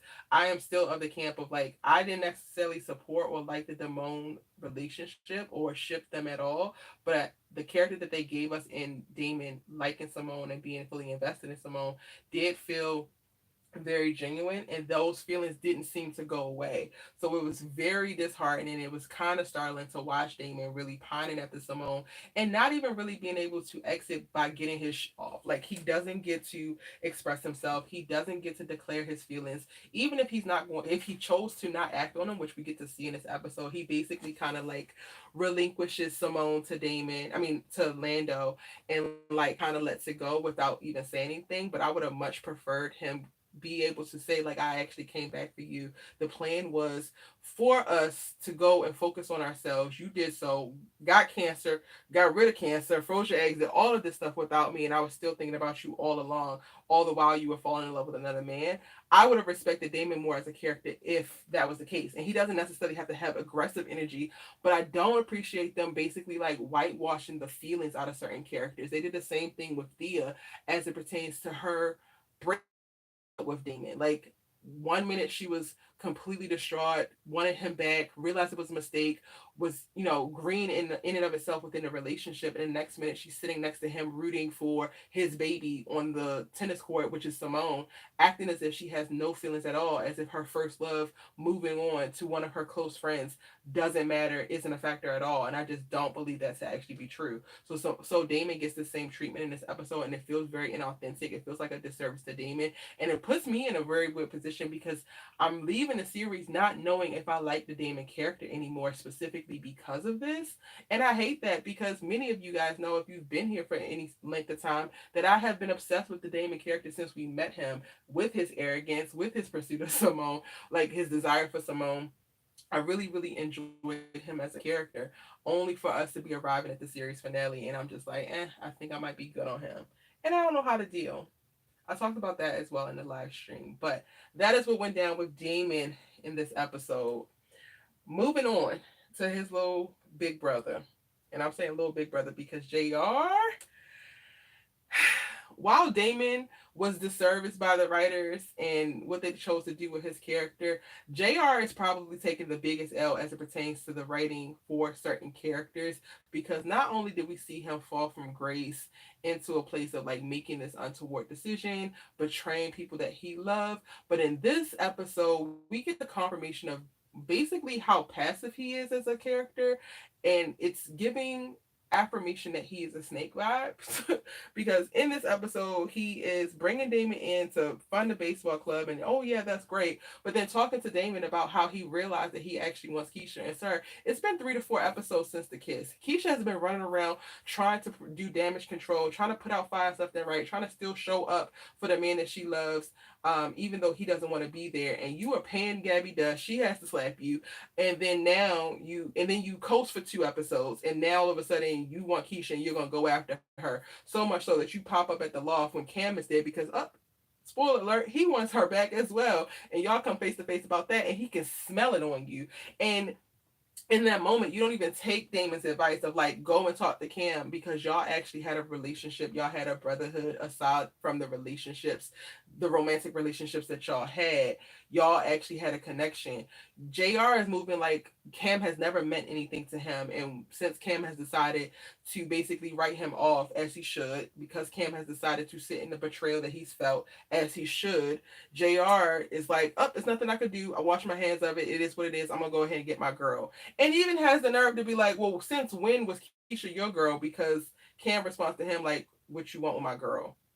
JR, this is quite literally diabolical. And you moving not only with the pursuit of Keisha, which is less the problem for me of like, than the actual me clocking the fact that you don't actually really want Keisha. You want something to do. Because if you wanted Keisha, you wouldn't let her sit up in your face the morning after the kiss and tell you, oh, this is how it's going to go. We're just going to tell him X, Y, and Z. And even if you did need processing time, we would have seen you actually being a little bit more active. You have run into Keisha, been with Keisha by yourself as well as around the group multiple times. And we got no whiff, no signs, no electricity, no energy to the fact that you actually want this girl. But then now all of a sudden at the last hour, because you get the baseball team funded and you need something else to do. Now you want Keisha, and Gabby is completely a whole afterthought, and now we're supposed to buy it. We know what it looks like when a character really wants somebody. That is shown in Lando. We know what a character looks like when they're actually remorseful for cheating and want that person back. That looks like Keisha. You have done none of the other visible options, and you want us to believe that you want Keisha and actually deserve Keisha. It's given an absolute hell no, and you can actually go to hell. Immediately. It sucks, but JR was a snake from the very beginning. He ended the series as a snake, and he had a couple little bumps along the road, which bumped him into, oh, this is actually a good man, and oh, he's kind of cool, which almost got me to believe and stay on the side of rooting for him. But I'm so glad I came back to my senses, and now I'm moving forward, listening to my intuition. When Erica clocks snake, y'all ass need to believe her, because I be knowing. I really be knowing. Moving on to the man of the hour, the man who this show was not necessarily about. However, by the very end, this is Cam's world, and we just saw some squirrels in it. Okay?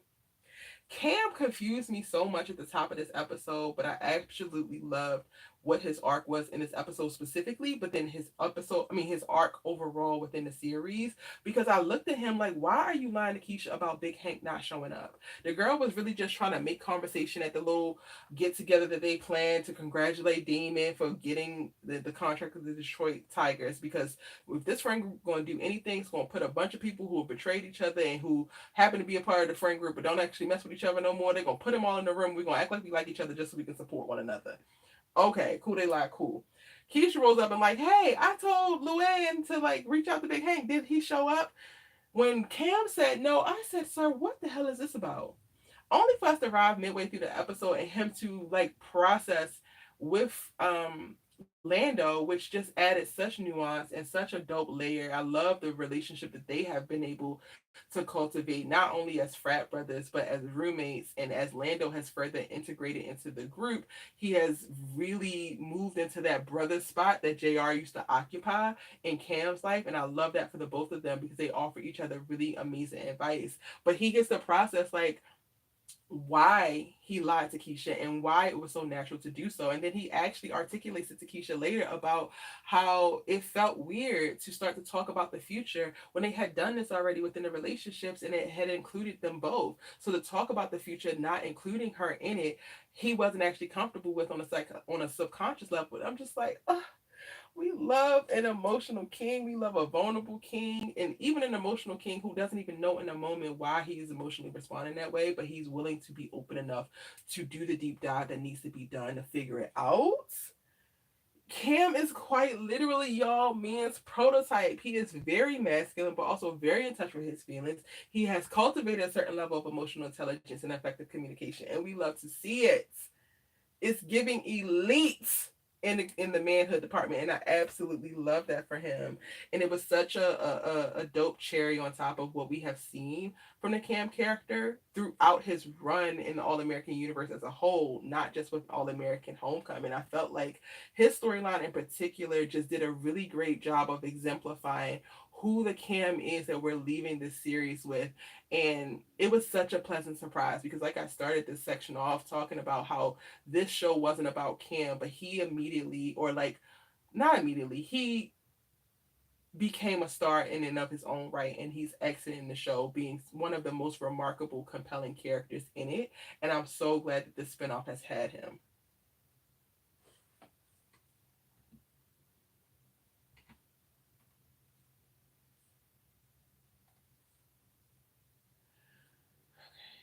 I need me a little bit of a water break, y'all. I mean, y'all are getting to hear the damn video before I even put it out.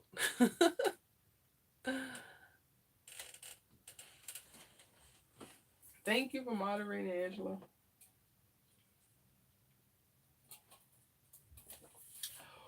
Whew. Child, this video is going to be long. This is 15 minutes in. I'm on the freaking third character. But this is the series finale, so I guess this makes sense, right? I think so. It makes sense. Okay.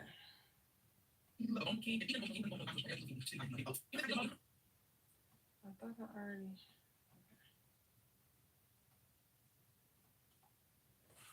Okay, cool. All right.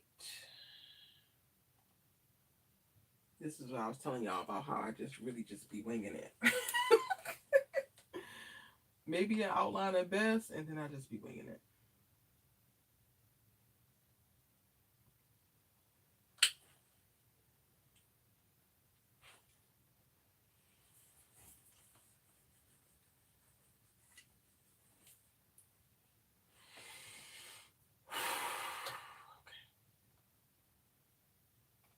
Now, if Cam is the MVP of this series, then Keisha is getting the Most Improved Player award because in this episode, we get to see her settle into a nice place of confidence and peace within her singledom.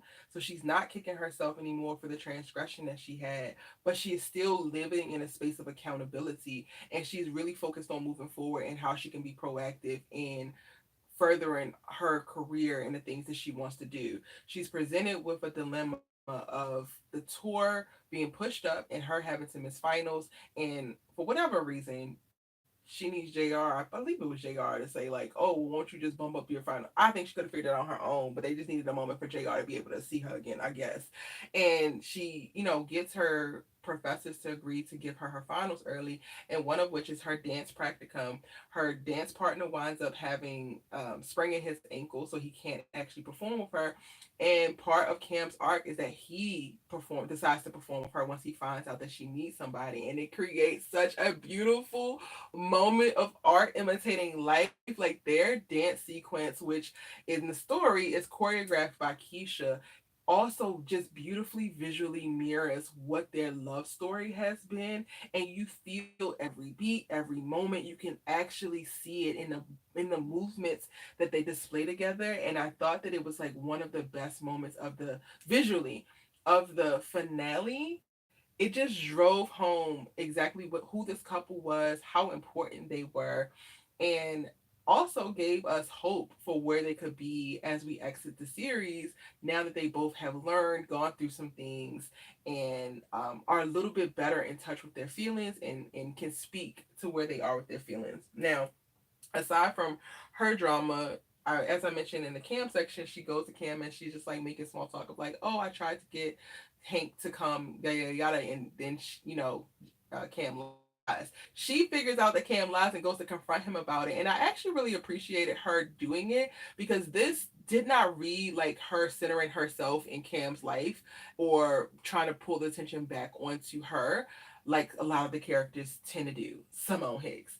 But it to me just showed exactly how much she really did care. And I think that she asked because she wanted to have a better understanding. And while she's not in a place in this episode where we see her actually pursuing the romantic love. She is pursuing showing up as a better friend to Cam, and she can't actually do that if he's lying about the fruits of some of her labor. And this also prompts him to like really think about why he lied and like be able to communicate that to her. And I thought that Keisha is the most improved person because one, being able to see her be settled and not anxious about, oh, Cam's not with me and not checking for me and I'm not with anybody is a big thing because I believe her character to be a character that struggled with being alone, which is why she relationship hop, which is why she had her little whole phases and all of that. So the confidence that she is displaying at the top of this episode and being single and being focused on her future is beautiful while still being able to show up for Cam, not because she necessarily owes him, even though she kind of does owe him. He has done a lot in the relationship. It just shows so much growth. And now it's unfortunate that the kiss with JR is the thing that had to put a lot into perspective for her to see all the blind spots that she had in the relationship, but also to see the blind spots that she had in maintaining the core, the foundational friendship with Cam, right? And in this episode, her interactions with Cam really show her that she's learned her lesson and that she's actually working to not eradicate, but like to make up for the transgressions that happened, from her leaning into her blind spots, from her leaning into her insecurities previously. And it was really dope to watch because while she was in moments thinking about her feelings of like, why did you lie to me? I don't like that you lied to me. But she was doing it from a curious place to better understand Cam and figure out what exactly he needed and what she could do. And this ultimately, I think, is the thing that starts to pull Cam back in and help Cam realize that he really does want to be with Keisha and he really does, miss that relationship. But he walked away from Keisha, as we saw in previous episodes, simply because he could not maintain the relationship in a one sided way that it was. And in this episode, we get to see that if presented with the opportunity, Keisha is out of her selfish phase. Keisha is out of her insecure phase. She knows exactly what she has. She knows exactly what she did wrong. And she knows exactly what she would do to do better. And it's like, not us ready to actually move to the next level and to recommit to this relationship and it actually go somewhere. Y'all know I am here for a romantic relationship where the people are equally yoked, where the people are invested in serving one another and providing each other with whatever the person's strengths are, you giving your partner the best of you, and then that filling whatever holes they have, that helping them along, that pushing them to progress. I think that that would be dope. And I do have a video coming to further expound upon Keisha and Cam and if I believe that they should actually be together. So this won't be touched on in this video, but I do have a video coming to detail that because I really appreciated what we got by way of the Cam and Keisha storylines in this finale. Now moving on to Little Miss Nate. And when you miss Miss Mamas, you miss. You don't miss often, but baby, you miss hard because Nate, what exactly did you think you were doing? We are going to go and compromise the trust in our relationship. We're going to completely dismiss our partner's job, the confidentiality that is required for them to do and excel in their job in that way because we have a righteous idea and we believe ourselves to have the moral high ground that we're going to go and look in our partner's journal and out someone who specifically asked for anonymity because Ezra needs some other victims to come forward so that his attackers can't take a plea deal. And there was no other way to figure this out. And there was no conversation that you could have had with your partner. I 100% understand why Nate's boyfriend broke up with her, as he should, because Nate's decision to go behind his back, to go into his stuff, to find this person, and to convince this person to come forward 100% was a selfish decision. And it showed a lack of respect, not only for their relationship, but for her partner's position and all of the responsibility and authority that comes with it. And I hate it because Nate is such a well balanced character. Nate is typically a very pragmatic character, providing all of the really dope advice, whether it's like the push that people need to believe in themselves or like the grounding and the check of like, girl, you be tripping. Nate is the person that typically provides that. So for us to be in the finale and her to make such a reckless, impulsive, self-righteous decision, it was kind of disheartening. However, I do appreciate her having to suffer the consequences, which is losing your love behind this. I don't think that there was anything wrong with Nate losing the relationship because that feels like a very authentic consequence, and that's how the cookie crumbles. Now, aside from that, Nate does get a win at the very beginning of the episode, getting an acceptance letter to Brixton Law. As we saw midway through this season, she was initially waitlisted, which really broke her heart. But at the top of this episode, she gets the acceptance letter. So I guess they're giving, a little bit of balance. A win in this area, and then you lose in love. And then now Nate has to figure it out. And this is a great time for me to plug what I think happens after the finale. I do have a video where I'm going to give you guys all of my thoughts on what happens with every single character, where they are after the end of the series, or where we can actually anticipate them going. And I cannot wait to share it, not only because I want y'all to know my thoughts on it, but I can't wait to see what y'all's thoughts are and where do you predict these characters go. So look out for that because I will have that video coming. And of course, you have to be subscribed so you know when that video drops. Okay? Now, moving on from Nate to her best friend, one of her best friends, Thea, and I really wish that we would have gotten more of their relationship, their friendship throughout this series. However, we kind of lost the moment that they abandoned the Damon and Thea storyline. I think that Thea was getting the most character development. Thea was getting the most attention when they actually put her romantically with Damon. And then once they abandoned that, she kind of fell by the wayside and just became a prop. And unfortunately, the on screen displays of her relationship with Nate also suffered as well. I do believe Nate is Thea's closest friend on campus, and I could totally see their relationship progressing and them staying BFFs through their adulthood. However, we don't necessarily get a full visual to confirm that. But part of Thea's story in this is warning Nate early on, like, girl, this is what your man is doing, but then don't trip because you wanted to get all hyper fixated and focused, and like you wanted to go and out this person when they ask for anonymity, but you know that your man values journalistic integrity and is not going to play that. Mm-mm-mm. But then also Thea winds up being the one to big up other people. Y'all, the biggest thing that really pissed me off with the Thea character in this episode is them having her be excited for Damon, talking about, oh, I'm so glad I'm back in town so I can have this moment. And he is not even dropped in the moments that he gets to hug her. He is half looking and focusing and looking around the room for Simone Hicks while he has Thea Mays in his arms. And I'm just like, ugh, the way the writers really want to have this axe to grind. And I'm just like, y'all were not going to let this series go without doing Thea Mays like this, huh? Now, we also don't get full conclusive evidence that she's back on the pro circuit and doing well, but the alluding to like, oh, she had to fly in, and oh, there's like a off the cuff mention of her being back, basically seemingly like they're pointing to, okay, she decided to go back to the pro circuit, and Coach Lonnie may have done what she needed to do to further push Thea back into the space and like helping her to get better. But again, we don't get a ton in reference to Thea in this episode, and it really kind of sucks. She's just here to support her little Brinkston family, and that's it. That's all. Such a beautiful character that they completely abandoned story wise, and now we just have the memories of nuance and complex character paths.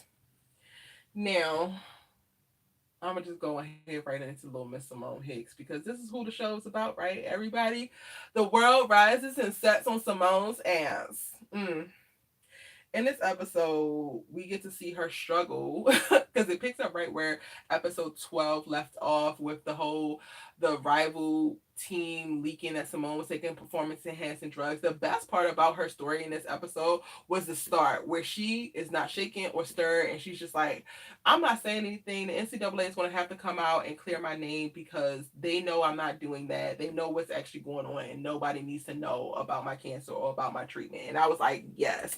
If I would have watched Simone go into like putting out a 3 alarm fire mode just behind this after she's already gone through this, as the reporter brought up in their damn interview of like she accidentally took some performance enhancing stuff way back when, I would have been so pissed because it would have literally showed that the girl has not grown and she's just going to completely be erratic all the time. So I did appreciate that of her being like, I don't have to tell you, and or you, nada. And it's just gonna be like that. Even so, when Tootie comes up to her and Tootie's trying to give her this guilt train of like, oh, I would have think that you would trust me by now, and our team is sucking because we don't know what's going on with you, and things have been off. I'm just like, if y'all can't get this ball over this net because Simone won't tell you that she had cancer, then y'all asses need to get dropped from the team, and we need to go ahead and have tryouts because y'all just won't know. If you won't win a championship because you can't be all up in my business, then I guess we're gonna be a sorry sack of losers. Because who thinks or what makes you think that you are actually entitled to my damn business? Y'all are focusing on the wrong damn things. And I think that has been a pervasive thing about this tennis team. I could not imagine being a team that's actually pursuing any type of excellence, pursuing any type of championship, and my excuses after excuse after excuse is, oh, people aren't coming to my game, so I can't win. Simone won't tell me that she had cancer and then froze her egg, so I can't win. Y'all, cut please. Cut it. Now I just got off of Simone, but that's like tied to her character because this is all her business, and that became a whole moment. I was just like, y'all are really trying it with that, but I guess okay. Now, also in this episode, we get to see Simone basically pay Damon dust because she's so focused on Lando that she's paying Damon dust. And I think that they did her character disservice because this, for me, just solidified the fact that Simone is a very transactional and selfish character. The way that we have watched Lando not only fight his feelings, but fight the idea of being her friend at the top of this season, only for her to not let him, for him to let his guard down and show how beautiful it is when he opens opens up and he integrates into the friend group, but he also leans into all the things that he actually wanted to do as a friend to Simone, only for her to arrive at this place. Damon is now an MLB person, like not even a hopeful. He's an actual MLB player. He's come back with all of his big feelings tied to y'all's breakup and like basically had pressed pause. And you don't even have the time in the day to honor that and create space for him to express that. You are paying him dust because you're so focused on Lando, as if Damon wasn't your friend before he was your lover. But y'all wanted me to root for Damone. Yeah, it's giving H double. No. Hell no. I was so disappointed in the fact that she could not create space for Damon, not necessarily to give him what he wanted in reference to get into a romantic relationship with him, but like give him space, give him opportunity to express himself, to communicate, and maybe it doesn't have to be the professing of his love for her, but for her to just basically honor what they were and what they had. She paid him dust, and in my live stream, I coined this of like she literally treated Damon like he is a "Where's my hug" and if y'all know, you know. If you're a woman, you know. We hate those dudes. Those dudes are the awkward, weird dudes that we don't want to give affection or attention to because you make it weird, you make us uncomfortable. And Damon was never that guy. Damon has done a lot for Simone, just like a lot of other characters. And the fact that she, in this moment, because she's so focused on Lando romantically, cannot see any type of need to provide any energy or effort towards Damon, it again, it just reaffirms exactly how selfish and how one track minded she is, which to me doesn't set her up to be in a beautiful place to show up for Lando. Because the same way that Lando was able to get into a relationship but still show up for Simone as a friend, she should be able to be in a relationship with Lando and still show up for Damon as a friend. And I'll detail that in another video because I really want to explore that. Some people was getting mad in the live stream because like y'all was like, well, what do you expect Simone to do? Be a better human, not openly welcome everybody else moving mountains and creating so much space for her to fall, for her to fail, for her to fumble, for her to win, for her to push for some outrageous stuff and they just go along with her kooky ass plans. But then when it comes time for her to honor other people's feelings, when it comes time for her to see people, when it comes time for her to show up for people the way that people show up for her, she don't do it. That's a problem.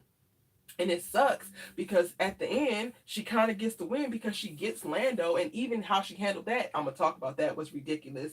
But Lando has grown and leaped mountains to get to a place where he is just so dropped in, not only to who he is and what he wants, but specifically what he provides and how he can be of great service. And now he's in a relationship with someone who is not fully of service to others, which could be a complete and utter setup for failure for him.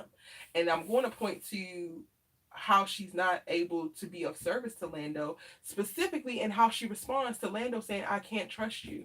In that moment, Simone leaned back into this is all about me, and she took no time to think, why would Lando feel this way? Where are these feelings coming from? What can I do to help him work through these feelings? What do I need to do to help Lando trust me?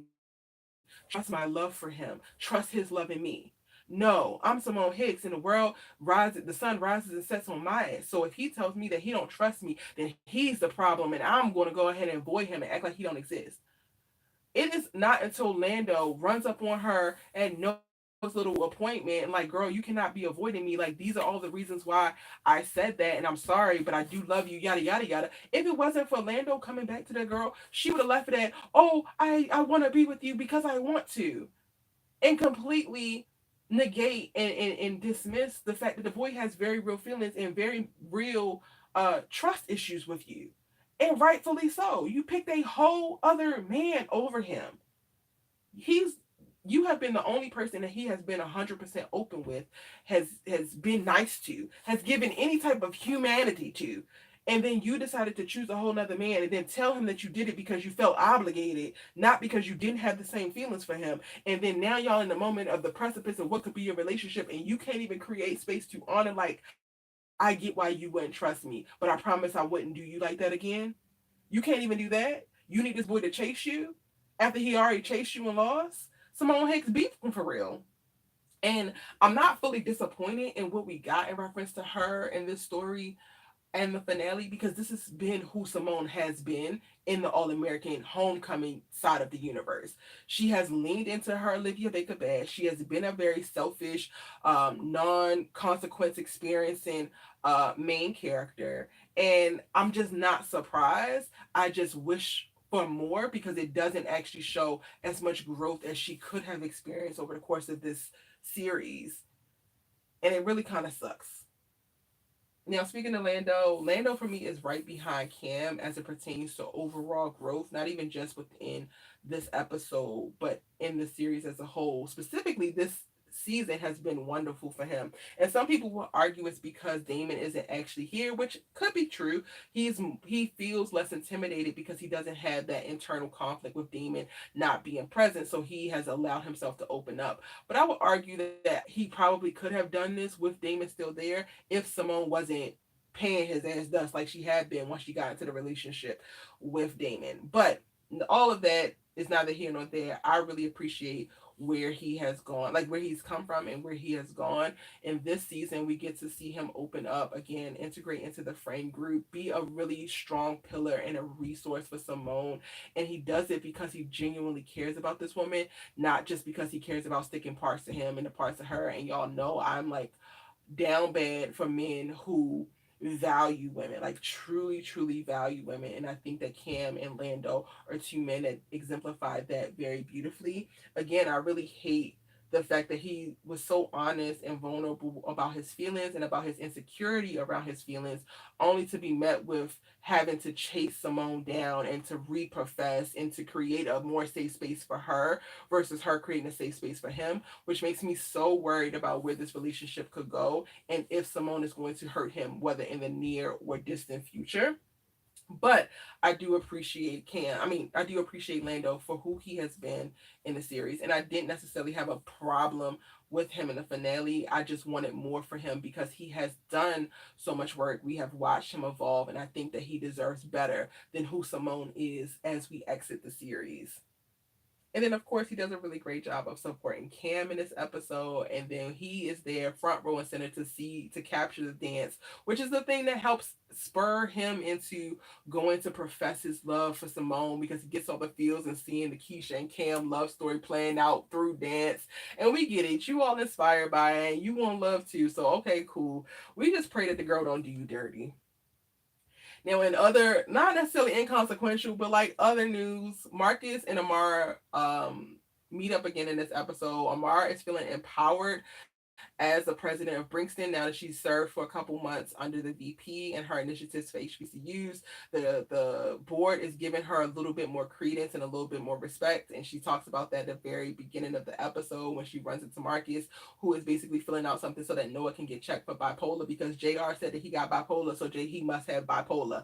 Shout out to Marcus for doing his due diligence and actually getting the boy evaluated because we come to find out that he don't actually have it because Dr. JR is barely a damn engineer and definitely not a damn doctor. And then we also get the teasing between Amara and Marcus with him like being excited, like, oh, I'm glad we can still do this, which is back and forth banter. And then when we get to the actual appointment, Noah's mom only shows up because Amara basically hassled her and begged her to come and show up not only for her son but for Marcus and be there and be present. So this for me just really alluded to Marcus and Amara are going to make their way back to one another. Amara seemingly is at a place where she is ready to forgive and she realizes how much she misses Marcus. And this is just affirmed by the conversation that she has with Simone in this episode about seeing an ex and feelings coming up and all of that. So that's just the other little thing I'm not going to speak too much about, but that actually happens. And I think that that is the thorough full breakdown of the All American Homecoming series finale. I have been talking for so long. I didn't expect for this video to be this long. Y'all, we also have a 4-hour live stream which broke down this episode, so you can check this out after the fact. Like I'll put it up on the screen right here, but I would love to hear your thoughts about any of the storylines, any of your favorite characters, what happened in the finale, how you feel about where you think these characters would have gone if we would have gotten a season 4 or season 5. Drop all of that in the comment section down below so that we can keep the All American Homecoming conversations going. It's your good sis, Let's Talk TV with, and I'm going to see you in a couple more All American Homecoming videos. Stay tuned. Oh my God, y'all. This video is freaking 38 minutes. I have been talking for 38 minutes. Bruh. That is wild work, Erica. 38 minutes is craziness. Quite literally craziness. I hope people watch it. Because 38 minutes? Do you know you have 30 minutes? 30. Y'all, I be on TikTok way too much. Like, way too much. Not y'all still in here. Y'all sat and listened to all of that. Bless y'all's hearts.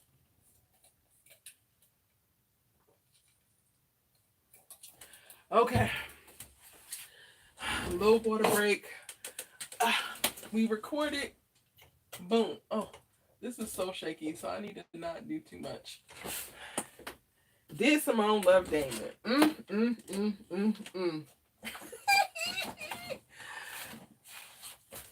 Y'all, I don't know if I'm going to record all of, or stay on live for all of these. Because that feels like it'll be a very, very long time. Shout out to Stream Deck, because this is like my little thing. I use this for my live streams. And you press buttons, and it's basically all the little short codes to like do things. You are so funny, y'all. Thanks. I just be saying stuff that come to my head, y'all. And then after the fact, I be like, oh, I shouldn't have said that. But sometimes those be the most funniest moments. Y'all be enjoying them. All right. What's next? Well, I don't have to do it in this order. Did Simone love Damon? As my little active break, I'm gonna like just put in all of these that I want to record into here, so I can just click the ones I want to do and go. Homecoming.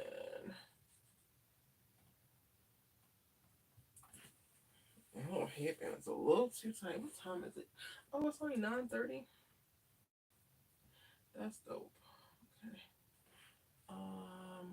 Let's see. After the finale, American Homecoming.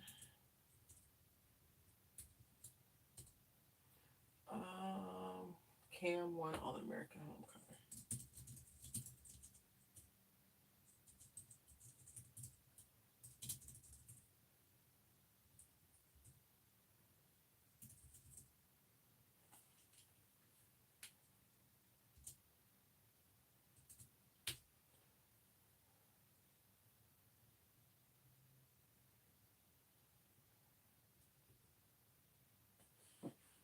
Oh, I gotta move that.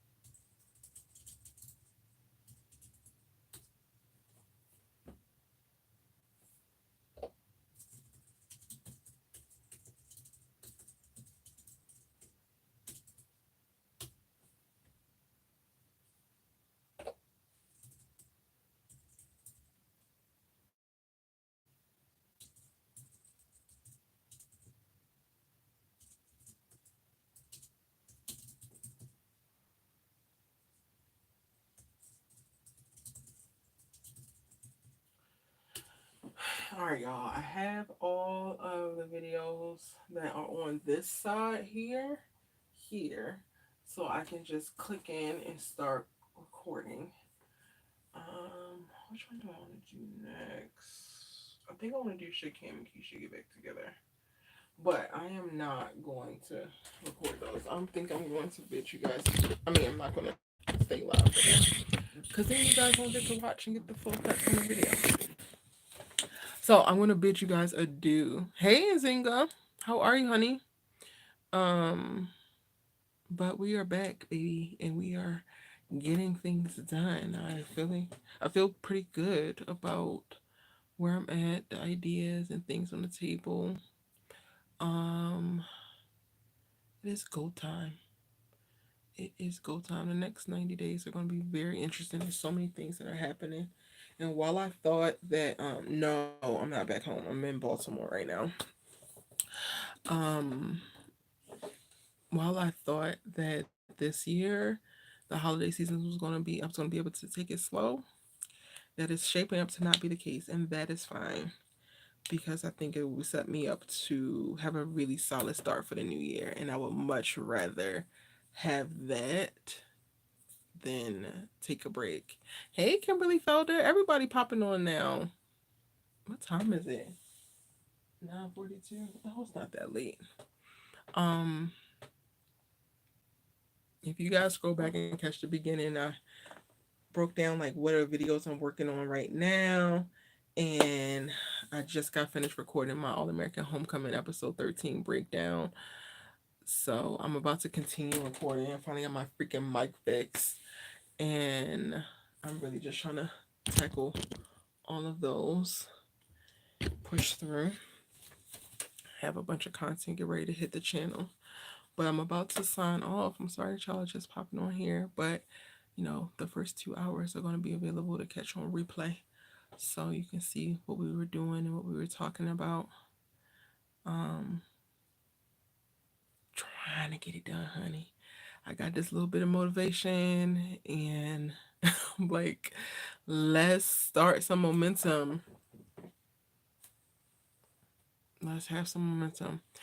I am going to see you guys tomorrow for another daily live. I've told y'all I wanted to do like a schedule, so I really need to sit down and think of when I'm going to do it.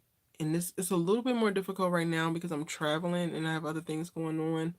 But I am still thinking like I want to have it published ahead of time so that y'all know when I plan to pop on, so it's less sporadic. And the same thing in reference to like coming on with certain themes and ideas or like topics to talk about. That is still something that I want to do. Since this has become part of my regular routine, I want it to be something of value. In the past couple of days has been me basically just venting, which could be valuable. I don't know. But I want it to be even better. I think tomorrow I'm gonna go live while doing the tour in my alma mater. So I'm doing like an alumni tour. This is homecoming weekend. Um, so and I get to see all the like new buildings that they built and all of the new things that have happened on campus. And I think that that could be really cool. So I'll probably go live during that midday. Um, and then I'll have the Reasonable Doubt live tomorrow night as well. But hopefully you guys had a really great hump day. You guys are feeling good this week. Hopefully you're safe. Um, and I will see you tomorrow.